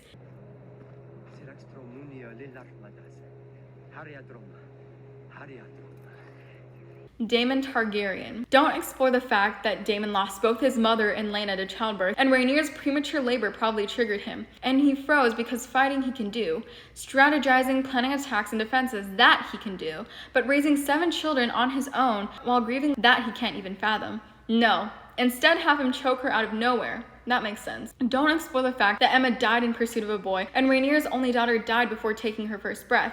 But a torn up paper from a book nearly 2 decades ago from a woman who abused and humiliated her in front of her entire court, who chased her out of her own home, who usurped her throne and her birthright, who's currently conspiring against her, her children, and her husband. That was important to show. Using Rhaenyra as a plot device to transform Damon into an uncaring psycho is really horrible writing, because what's the point of diminishing 𝓻𝓪 and Harwin's impact on Damon and Rhaenyra if you're gonna have Damon abuse Rhaenyra? What's the point of intercutting Rhaenyra wrapping Visenya up with Damon being emo if he just doesn't care? This doesn't make him morally great either. It just makes him a bad person. You can't flip-flop between the good and bad every episode. The light and the darkness need to coexist if you want to create a morally gray character. I thought it was like obvious that Damon stopped caring about his being heir during that emotional scene of him walking Viserys to the throne and crowning him, but apparently not. If you want to make Damon villainous, you have to make it feel earned. Like,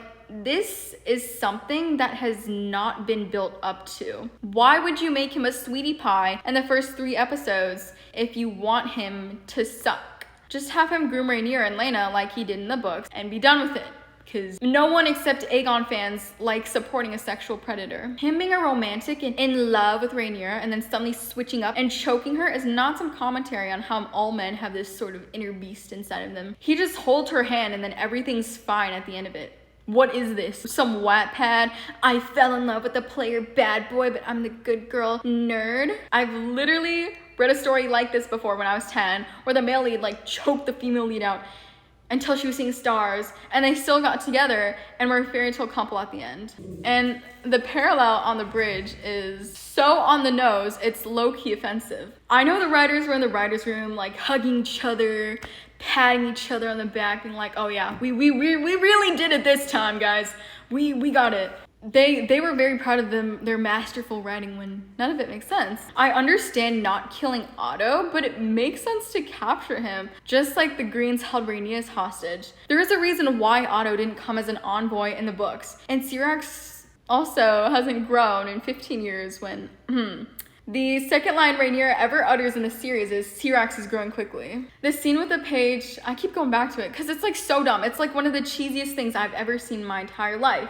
It's so childish and bizarre, and I'm going to point out yet again that Rhaenyra didn't even cry for her dead child, but cries because of an old memento sent by someone who literally indirectly killed her baby. Visenya's birth scene was messy and rushed, and Rhaenyra's crowning was very undramatic. Rhaenyra doesn't kneel and then looks smug about it, just like, oh, yeah guys. Like, again, Rhaenyra is supposed to be like a Rhaenyra supporter. Like, she literally dies for Rhaenyra's cause. I don't understand. And then Peep Rhaenys getting mad at Corlys for abandoning Baela and Rhaena. Another sign of her caring about her grandchildren. And another reason why the dance literally is her war. Corlys doesn't want to declare for Rhaenyra, and it's because she destroys everything she touches. Aligned with zero evidence to back it up. Like, where are you getting this from, bro? Your ass? I don't understand. He says that, something with no basis to it, but he doesn't get mad about how her husband literally killed his brother. Like, where are the consequences of Vaemon's death? Vaemon was changed to be Corlys's brother, and Corlys does not care. Why? Like, the writers, are y'all okay? Like, in the head, are we okay? Rhaenys, like before, didn't want to fight for Rhaenyra. She refused to kneel, but then suddenly when she goes to Corlys, she's giving him an entire PowerPoint presentation as to why he should come to her aid. If Corlys had to be convinced to support Rhaenyra, then he would have abandoned her cause as soon as Rhaenys died. This is just more needless moments for the sake of drama and nothing more. I got this from a tweet, this line right here. The attempt at tension to try and make the audience hold their breath to see who Corlys will choose is comical. He is already in Dragonstone. If he decided to back Aegon, he would have died. And then Daemon sings to Verbatim for some reason. They cut scenes of him mourning Viserys, but not this thing. Locals will definitely confuse this as him trying to tame Vermithor when he can't, since he already has Caraxes. He just doesn't feel like a character anymore in this episode. It's crazy. He just oscillates like a metronome.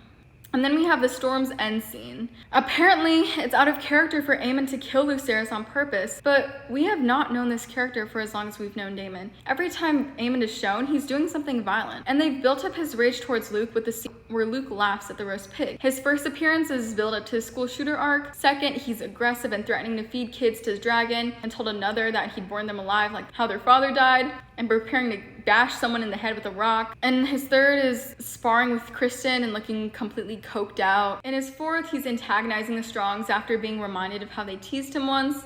His fifth is looking for Aegon with Criston, and he looks very threatening and pins his brother down and fights him. And then his sixth is when he yells at Luke to gouge his eye out in front of him, and he chases after him on Dragonback to demand an eye from him. He does all this, and suddenly he can't kill Lucerys because it isn't in line with his character. Aemon is hysterically laughing at Lucerys as he tries to get away from him, and is telling him he owes a debt. Aemon was just talking in Valyrian too, but when it comes to his dragon, who is programmed to only be able to understand Valyrian for some reason, he starts speaking the common tongue. Like, his ass wanted Lucerys dead. Let's all be serious. His attitude completely does a 180, going from laughing and telling Lucerys to pay his debt to telling Vhagar to not injure Luke. I was excited for this scene and hoped it'd be exciting to watch. Something to save me from the low quality of writing. But once I read that Lucerys is killed accidentally, my hopes were dashed yet again, because everything the Greens do now is just accidents.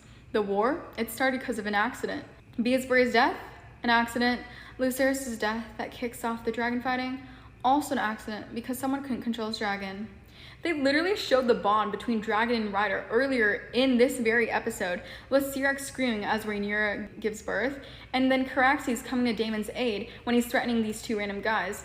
And then earlier, Vhagar refuses to kill Laena at first because, you know, their souls are tied together. They cannot show how strong the bond between a dragon and its rider is, and then act like it's all meaningless. You have to choose one. Disobeying is one thing, but to a level like that, they've reduced the Targaryens' mystical bonds with their dragons to something like, yeah, we just hop on these giant flamethrowers, and we just hope for the best. Like, come on, please be serious for just 1 second, okay? What about Sunfire, the absolute unit who, despite having his wing torn off, lost an eye, had part of his flesh torn off, went from Rook's Rest, made his way across the waters of Blackwater Bay, and went back to Dragonstone, all because he felt Aegon the Elder's urgent need for him? Or Dreamfire, who broke her chains and roared so loud that she shook the foundations of the dragon pit because she felt Helena's death? People use Daenerys' inability to control Drogon as justification for this scene, forgetting that she is the only real Targaryen left in the world, with no one to guide her. She rides Drogon bareback, without a saddle, and just clings on for dear life. At the peak of the dance, there were just 21 dragons alive, and it had only been 100 years since the conquest. The Targaryens had all the resources they needed available to them to know how to ride their dragons. What did Dany have? A whip and her will. Arya Targaryen can also be another example.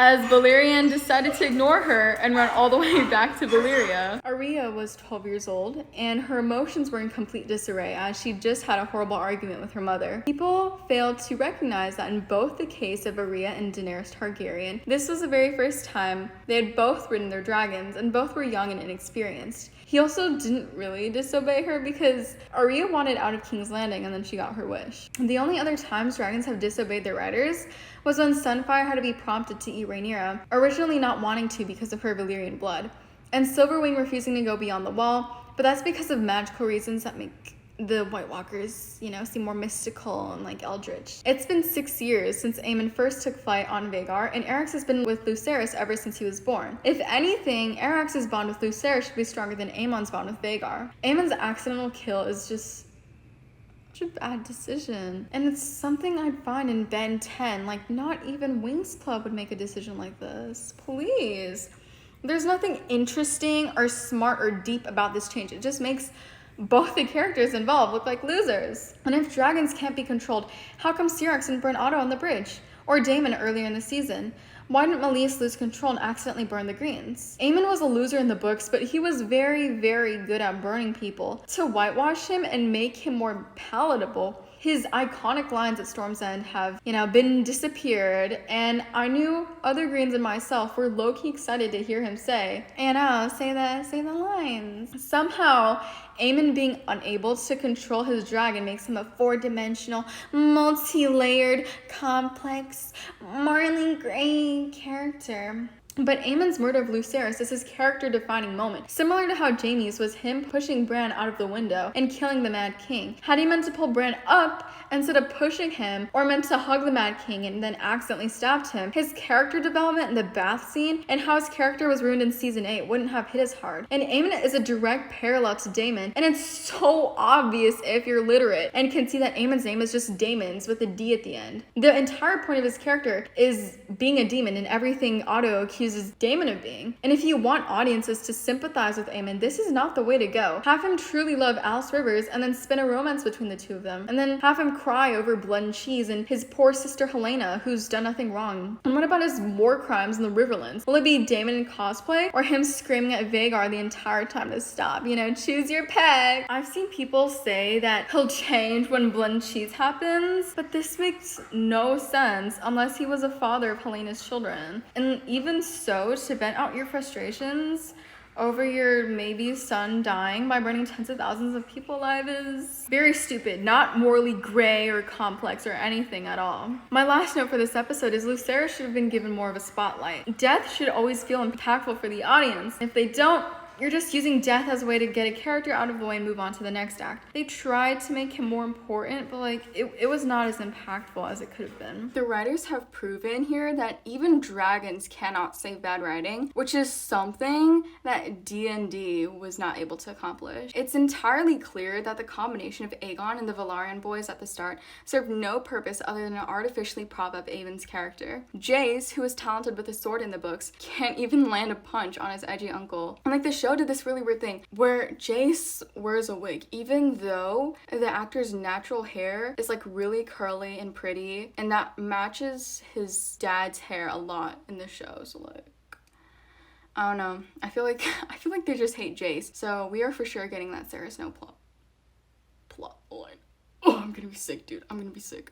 But anyways, it's more realistic for Aegon and Aemon to be close in childhood. They're both boys and could have been united by their shared sense of entitlement and daddy issues. Like, what's there not to bond over? Yeah, they could just grow apart once they grew older, but in the show, they never, like, seem to be close at all, ever. Like, I really like these scenes with the Aegon and the Strong Boys. Like, I thought it was adorable, and those set of scenes were the best in the entire show. But I also think that the Battle of the Gold's Road in Game of Thrones was the best action scene in all of media, but there's so much of it that just makes zero sense and is complete bullshit. And the disregard for canon facts showcases a lack of attention to detail and understanding of the source material. Aegon's alignment with supposed bastards goes against his character's principles and familial loyalty. Yes, the relationship was the best thing in the show, but it was done so Aemon could be ganged up on. Aemon needs to be bullied, so let's just bend characters like rubber. And amongst all the characters, Aemon stands out as a sole character with an actual character arc, because he's a bullied kid who, turned out powerful, but he predictably succumbs to grand mistakes. Meanwhile, crucial figures like Rhaenyra, Alicent, and Daemon are left with mere fragments of development. It's undeniable that Ryan Condal's favoritism for Aemon taints the authenticity of the adaptation. And the whole, oh my god, this prank gone wrong, gone sexual, is the Tom Sunday of plot conveniences. Like, girl, it had me rolling my eyes. Seth Abramson writes, indeed, even Condal admits that Aemon's initial decision to chase Lucerys was born of his experiences being maimed and taunted, and his reaction to them mercurial, bitter, and violent. So why do these traits suddenly disappear as Aemon is trying to keep Vhagar from harming Lucerys? The treatment of Aemon and Alicent is a testament to the show's misguided approach. They both have elements of being sympathetic Sues, because, who doesn't adore characters whose complexity can be wrapped up in a bow of victimhood and then handed out like party favors? But let's talk about the misunderstanding between nuance and sympathy. Obviously, today's viewers are completely incapable of comprehending characters with more than one layer. Modern fandom tends to misconstrue depth with the insertion of a victim backstory, and they mistake it for complexity. This trend stems from the contemporary audience's insatiable desire to relate to characters, ultimately leading to their flattening of their dimensions. It's like if you're not sobbing into a handkerchief, you're not worth the script page you're written on. Nuance? Let's just go with the weeping doll approach, which is, much more relatable, right? Alicent was once a scheming, masterful player of the Game of Thrones, and Aemond, the dragon-riding emo, walks hand in hand with Alicent as the sympathetic Sue representatives. This dilution of their agency is a glaring injustice, one that escapes criticism due to the audience's intolerance for characters that challenge their convictions or trigger discomfort. Seth Abramson remarks, just so, Alicent is the result of her father, Otto, a political and social conservative, ingraining in her two concurrent ideas. One, a woman cannot rule Westeros, and two, anyone who takes the Iron Throne can and must kill all other claimants. And yet Condal saves Alicent from having to wrestle with these rules, which taken together would compel her to place Aegon on the throne against the wishes of her husband. So now I'm done with all my episode breakdowns. I just have two more things, my two major problems with this show. The first is Early Grey. When House of the Dragon was airing, that was the word that was most popular. It was thrown around by everyone, literally used everywhere, and God, I hated seeing it so much. Like, seeing the word used was like coming close to the reaction I make when I see a 10-year-old Genshin fan on TikTok comment, please tell me this is satire. People also defend the show's whitewashing of Aside by saying that it levels the playing field and makes things better. But as a writer myself, this is like, huh? Because making it so you can't root for anyone is like possibly the worst thing you can do in a tragedy like The Dance, in my opinion, because you want to make your audience grow attached to these characters, feel for them, and then feel completely empty once you finally wrench their favorites away from them. The reason why the Red Wedding, Ned Stark's death, and Oberyn Martell's death are also shocking and still so iconic and well remembered is because we grew attached to all the characters involved. If you make your characters unlikable, again, you'll have no one to root for, no one to have emotional attachment to, no one to cry for, and no one to feel happy for. And that takes out a massive amount of what makes watching a show so fun. Even if this isn't the path you want to take, I think it's smartest in a show where literally everyone dies a sad and horrible death. People should be emotionally invested in the characters of your show so that when it ends, people will continue talking about them for years to come. Not only that, the writers have stripped Alicent and Rhaenyra of their driving motivations and then called it feminism, shifting the blame for their actions onto the men around them, say for Aemond. Apparently, women can't be evil, but having the same IQ of Reddit House of the Dragon fans is okay. By making Alicent and Rhaenyra estranged best friends, having Aegon crowned over a misunderstanding, making Luke's death an accident, and relentlessly spamming all the narrative tools that exist to make a side more sympathetic, they're taking away key motivations that led to the war being such a catastrophic tragedy that led to the death of the last Valyrian dragons remaining in the world and would eventually be a reason as to why House Targaryen declined. Removing a female character's motivations and agency in favor of male characters is a disservice to the female character and not the feminism the writers think they're doing. It basically suggests women are not capable of making their own decisions and are only valuable when they are being acted upon by men. And by erasing a female character's agency, she becomes a mere plot device, not a fully developed character with her own motivations, desires, and fears. Rhaenyra has no will of her own beyond what Daemon can do for her. She wants a throne, but actually, no, she doesn't. Well, actually, maybe. Nah, no. Well, it's like constant flip-flopping. It's always flip-flopping with these characters. Oh, Alicent is a deer in the headlights who just cries and, wrings her hand just like, oh, whenever she needs to. And Helena is just there to say some random foreshadowing in every scene. Rhaenys is doing whatever she's doing. And Lena, Bela, and Rhaena are all entirely useless. The show omits Helena's crowning, where Alicent bows to her daughter, calling her my queen. But, who needs cool moments like that in this show? Why have a multi-dimensional character when you can have a paper-thin caricature? Surely her dreams, ambitions, and relationships would have cluttered the screen too much. Why would we need her thoughts on her family and add layers to her persona? God forbid we actually understand a character and make them compelling. She's been completely oversimplified. Here, Ryan Condal makes Helena follow in the footsteps of Bran. Nothing says disabled character representation like having them drop a random cryptic line whenever they're in a scene. Like, at least Bran had something of an excuse because he was like Bluetooth connected to all the like magic tree gods, It's not like disabled characters deserve meaningful dialogue or anything. Why have depth when we can have some vague prophecies? Disabled characters deserve multifaceted personas just as much as any other character. The writers also hit like copy paste, and they gave Alicent Helena's backstory from the books. Both are broodmares given to husbands who don't care about them, and they listened faithfully to their parents, and they were both married really young. Like Alicent, they take away Helena's personality because they didn't know what to do with her, and they instead make her a plot device with cryptic dialogue, despite paying lip service to female empowerment with many speeches. The absence of key scenes, like Alicent leading the Green Council, or dramatic moments like Kristen killing Beesbury, Aemon killing Luke as vengeance for his maimed eye, and Rhaenyra's impassioned declaration about her stolen throne weakens the show's impact. These scenes hold the potential for emotional engagement, depth, and tension, which the audience could resonate with. The decision to veer from these moments not only dilutes the storyline, but also hampers the show's potential to captivate its viewers and invest them in the narrative. House of the Dragon butchers their characters with this like pretentious air of virtuous feminism. They've twisted the essence of these powerful women into mere shadows. The supposed anti-patriarchy stance has turned into shallow, misguided charade, erasing the very essence of what made Rhaenyra and Alicent so compelling. Feminism is apparently turning fierce rulers into wallflowers who couldn't even handle a daisy without a man's guidance. Like, I'm so awestruck by how these writers managed to suck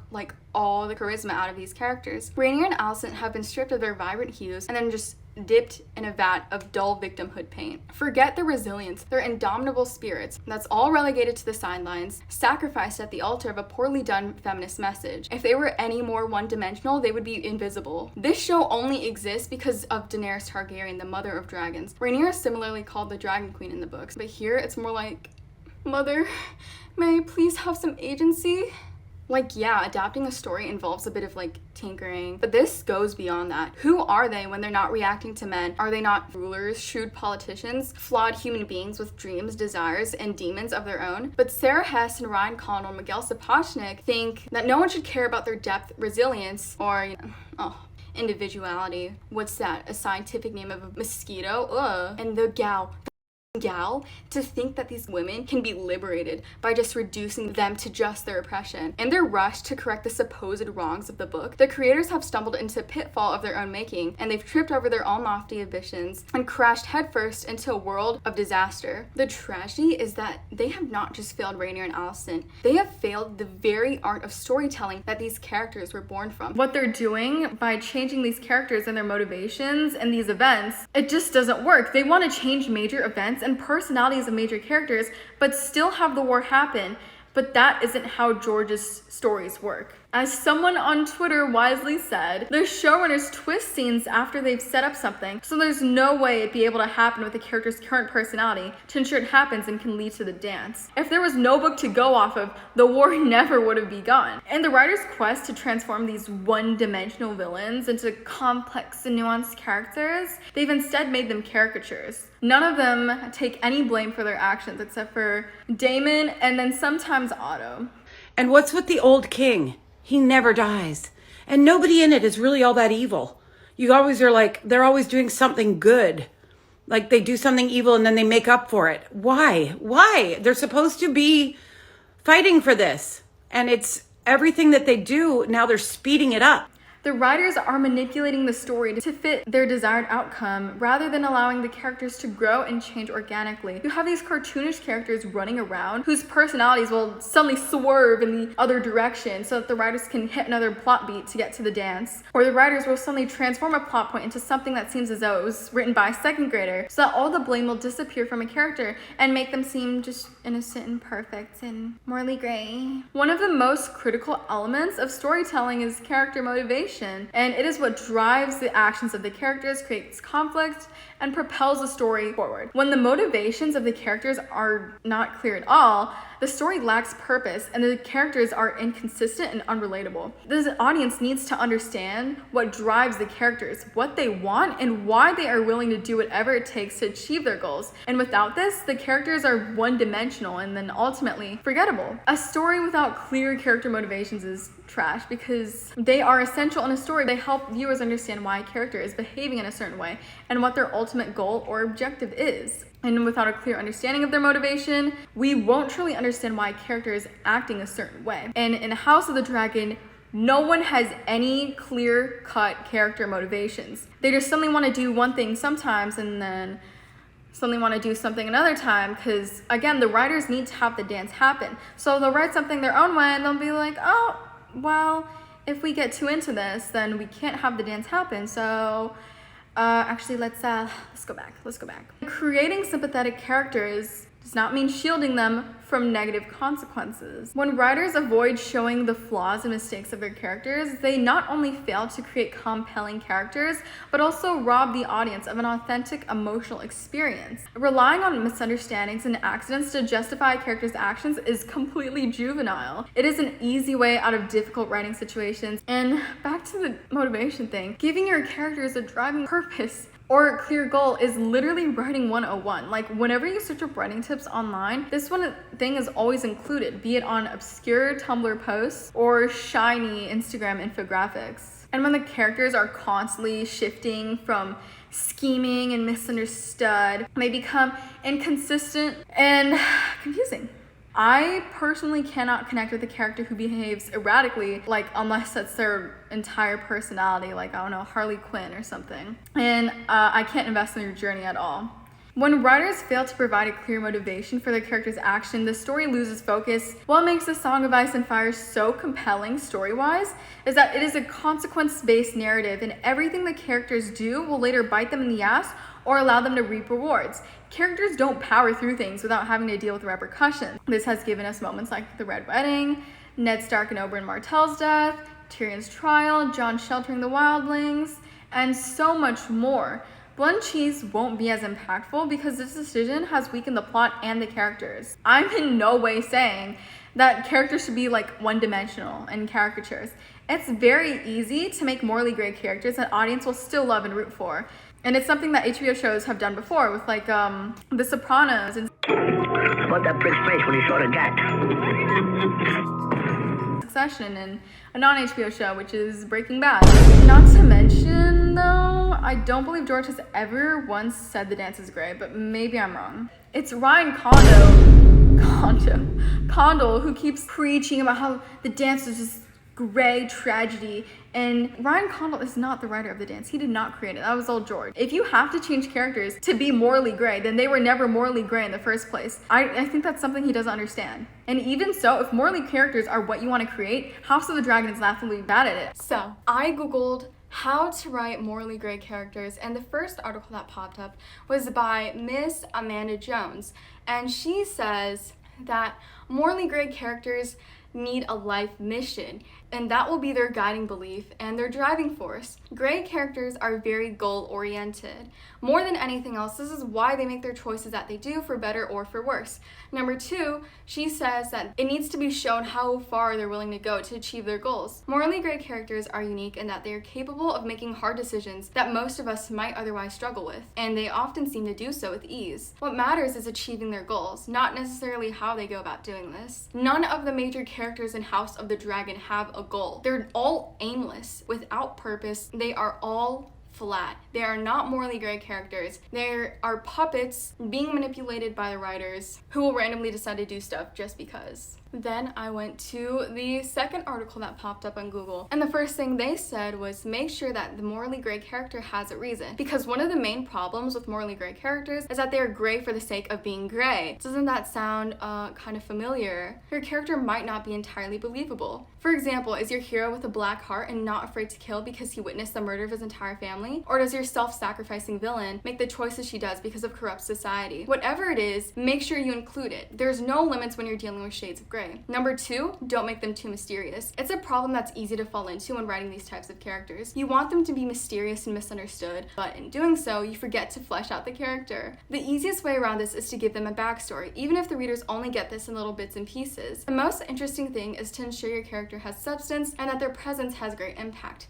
Skipping number 3 and moving on to 4, let them make hard decisions. One of the most interesting aspects of morally gray characters is that they're the ones who are going to make the decisions that other characters might consider off limits. This has the potential to make a great impact on your viewers and can also bring up questions regarding their morality. So don't fear crossing lines or shocking readers. It's what these characters are there for. And there's a lot more resources out there that you can check for yourself. And through all of them, you can see that House of the Dragon utterly fails at creating morally gray characters because they're too afraid of mixing too much black or gray into the white. To call the characters in House of the Dragon morally gray is an insult to every morally gray character that came before them. 𝓵𝓻𝓪𝓵 is another show that I'd mentioned in this video, but it masters gray characters, and there's a very good video someone made that you should definitely check out if you have the time. 𝓵𝓻𝓪𝓵, funnily enough, is also an adaptation, and they've also created a relationship between two female characters, just like House of the Dragon is. But in 𝓵𝓻𝓪𝓵, it's very believable and visceral and really emotional and tragic. In 𝓵𝓻𝓪𝓵, they make characters more sympathetic and likable, just like House of the Dragon does. But in 𝓵𝓻𝓪𝓵, everything feels earned and it feels natural and it all makes sense. 𝓵𝓻𝓪𝓵 actually has competent writers on their show who aren't just super arrogant and full of themselves, so they know what they're doing. I highly suggest you watch 𝓵𝓻𝓪𝓵. I didn't watch it at first because I really hated the art style, and I was like, to me, I don't know why, they kind of look like Legos from the Lego Friends show, but it's really a good show. And if you watch it and compare it to House of the Dragon, then it'll become really apparent how House of the Dragon just fails at everything it tries to do. And morally gray characters, again, are not like more interesting than, like, I don't know, a normal character with a moral compass. And it's not more realistic either, because there are just some downright bad people out there. Like, just search up the Nanjing Massacre, like Unit 731. The Nanjing Massacre has to be like one of the most, maybe the most evil thing that's ever happened on this earth. People just, like, they suck in real life, but also people can be really good. Like, just because you are kind of selfish doesn't mean that everyone is just, like, kind of selfish. Like, there are some people out there who I've met and who are just, like, simply really good-hearted. Morally gray characters are not more interesting. Like, Joffrey, he was evil, but he was, like, very, very interesting to watch, and so was Cersei. And even though I, like, love to hate them, I still loved watching them on screen and seeing what they were getting up to. I love a good morally gray character. I love a character who will make me, like, love them one second, then hate them the other. But House of the Dragon, they don't know how to make morally gray characters. So what they do is they boil everything that could be bad into a misunderstanding, and then the character takes no blame for it. There's a reason why Game of Thrones is still remembered as one of the greatest shows of all time despite its ending. George's writing was nearly flawless, and the love people had for it carried on to House of the Dragon. My personal theory is that the reason why people love House of the Dragon so much is because after the butchering of Game of Thrones, people so desperately want to be back in Westeros and experience the highs of Game of Thrones again that they're willing to put up with such mediocrity, because I don't think there will ever be a show like Game of Thrones again with such high peaks. It's really sad to me knowing that this dumpster fire is going to be a part of the legacy of Game of Thrones. You'd think HBO would learn their lesson after how horribly received season 8 was, and then give George some creative input into the goddamn show. Game of Thrones was, again, beloved by nearly everyone, and that's why fans will act like they don't see the plot holes in House of the Dragon and do the craziest mental gymnastics to defend stupid errors. Like, it's okay to admit that a show is bad sometimes. My final things, I would have liked some scenes between Rhaenyra and Aegon, but since the showrunners refocused everything to be about Rhaenyra and Alicent and their fight against the patriarchy with this really surface level feminist message. Like, even the Barbie movie had a better feminist message. So laughable. It's very weird to me how Rhaenyra is going to war with her siblings, and yet they've never interacted on screen once, despite them having a clear history in the books, which is another consequence of aging Rhaenyra up. The dance was always about Aegon the Elder and Rhaenyra, and suddenly it's the story about Rhaenyra and Alicent. The saddest part about all this is that the show had the potential to be good. It had everything it needed for success. A $20 million budget per episode, talented actors, a dedicated team, and George on speed dial. Despite it all, they've completely blown my expectations and created a terrible Disney Channel show and have masked all sides of this through explicit scenes, gore, incest, and its attachment to Game of Thrones. George and HBO got what they wanted, which was another shot milking the Game of Thrones cash cow. But just imagine if the show had been good. Imagine if the character motivations made sense, if there weren't any logical inconsistencies, and if the writers were actually competent. The show would have received so much more love and support than it did and generated more hype. And in truth, the only people watching House of the Dragon are people who didn't get to watch Game of Thrones when it was on air every week, or people who are already Game of Thrones fans. It's not attracting the attention of the masses like Game of Thrones did, and will never come close to its popularity. But if it had been good, I'd bet money that it would single-handedly resurrect the general public's interest in Game of Thrones again. And The Last of Us is a testament to this. Because it was a well-written show, an adaptation too, no less, it broke all the records House of the Dragon set and more, which it wouldn't have been able to do had House of the Dragon not been so terrible. House of the Dragon got all its viewers because of its connection to Game of Thrones, while the majority of people who watched The Last of Us had never played the game, and it got viewers because it had the quality to back it up. House of the Dragon is just mediocre and a complete embarrassment to Game of Thrones. The animated Blu-ray special narrated by Game of Thrones actors in season 5 was a way better adaptation of the dance than House of the Dragon will ever be. Let's all be serious for a second. The show isn't black or green propaganda, it's just poorly written.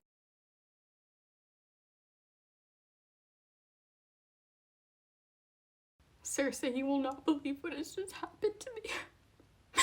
Walder Frey told me that Robb Stark would be riding into his home. So I said, hey Walder, why don't you play the Reigns of Castamere when they're over? Just as a little prank, a little joke. Good-hearted joke between two men. But that little rascal Walder Frey, he took it too far, and he added crossbows. It wasn't my fault, Cersei. Cersei, please believe me. Sir Ilyn, give Ned Stark a hug. What a loyal and leal lord he is. What a loyal and leal man he is. I think we should all take Ned Stark as an example of how we should be in our lives. Go on, Sir Ilyn. Oh my god, Sir Ilyn, be careful with your sword. Oh my god. Lady Mother, I think Sir Ilyn's sword might be too heavy for him. Oh my god, Sir Ilyn, no, calm down, Sir Ilyn. Sir Ilyn, what are you doing? Peace, Sir Ilyn, don't hide us. Oh my god. Sansa, I'm so sorry. I never meant to do this, Sansa, please. Sansa, forgive me. Do you think that Jaime being like, oh my god, I'm so sorry, Bran, I didn't mean to push you out of the window. I meant to pull you up. Do you think that that's better than Jaime just, pushing him? That's more interesting and compelling? And the same for Joffrey. You cannot think that him being like, oh my god, Sir Ilyn, is more interesting than him being like, Sir Ilyn, bring me his head. Look at me in my eyes. Look at my eyes. You cannot say that. You cannot say that.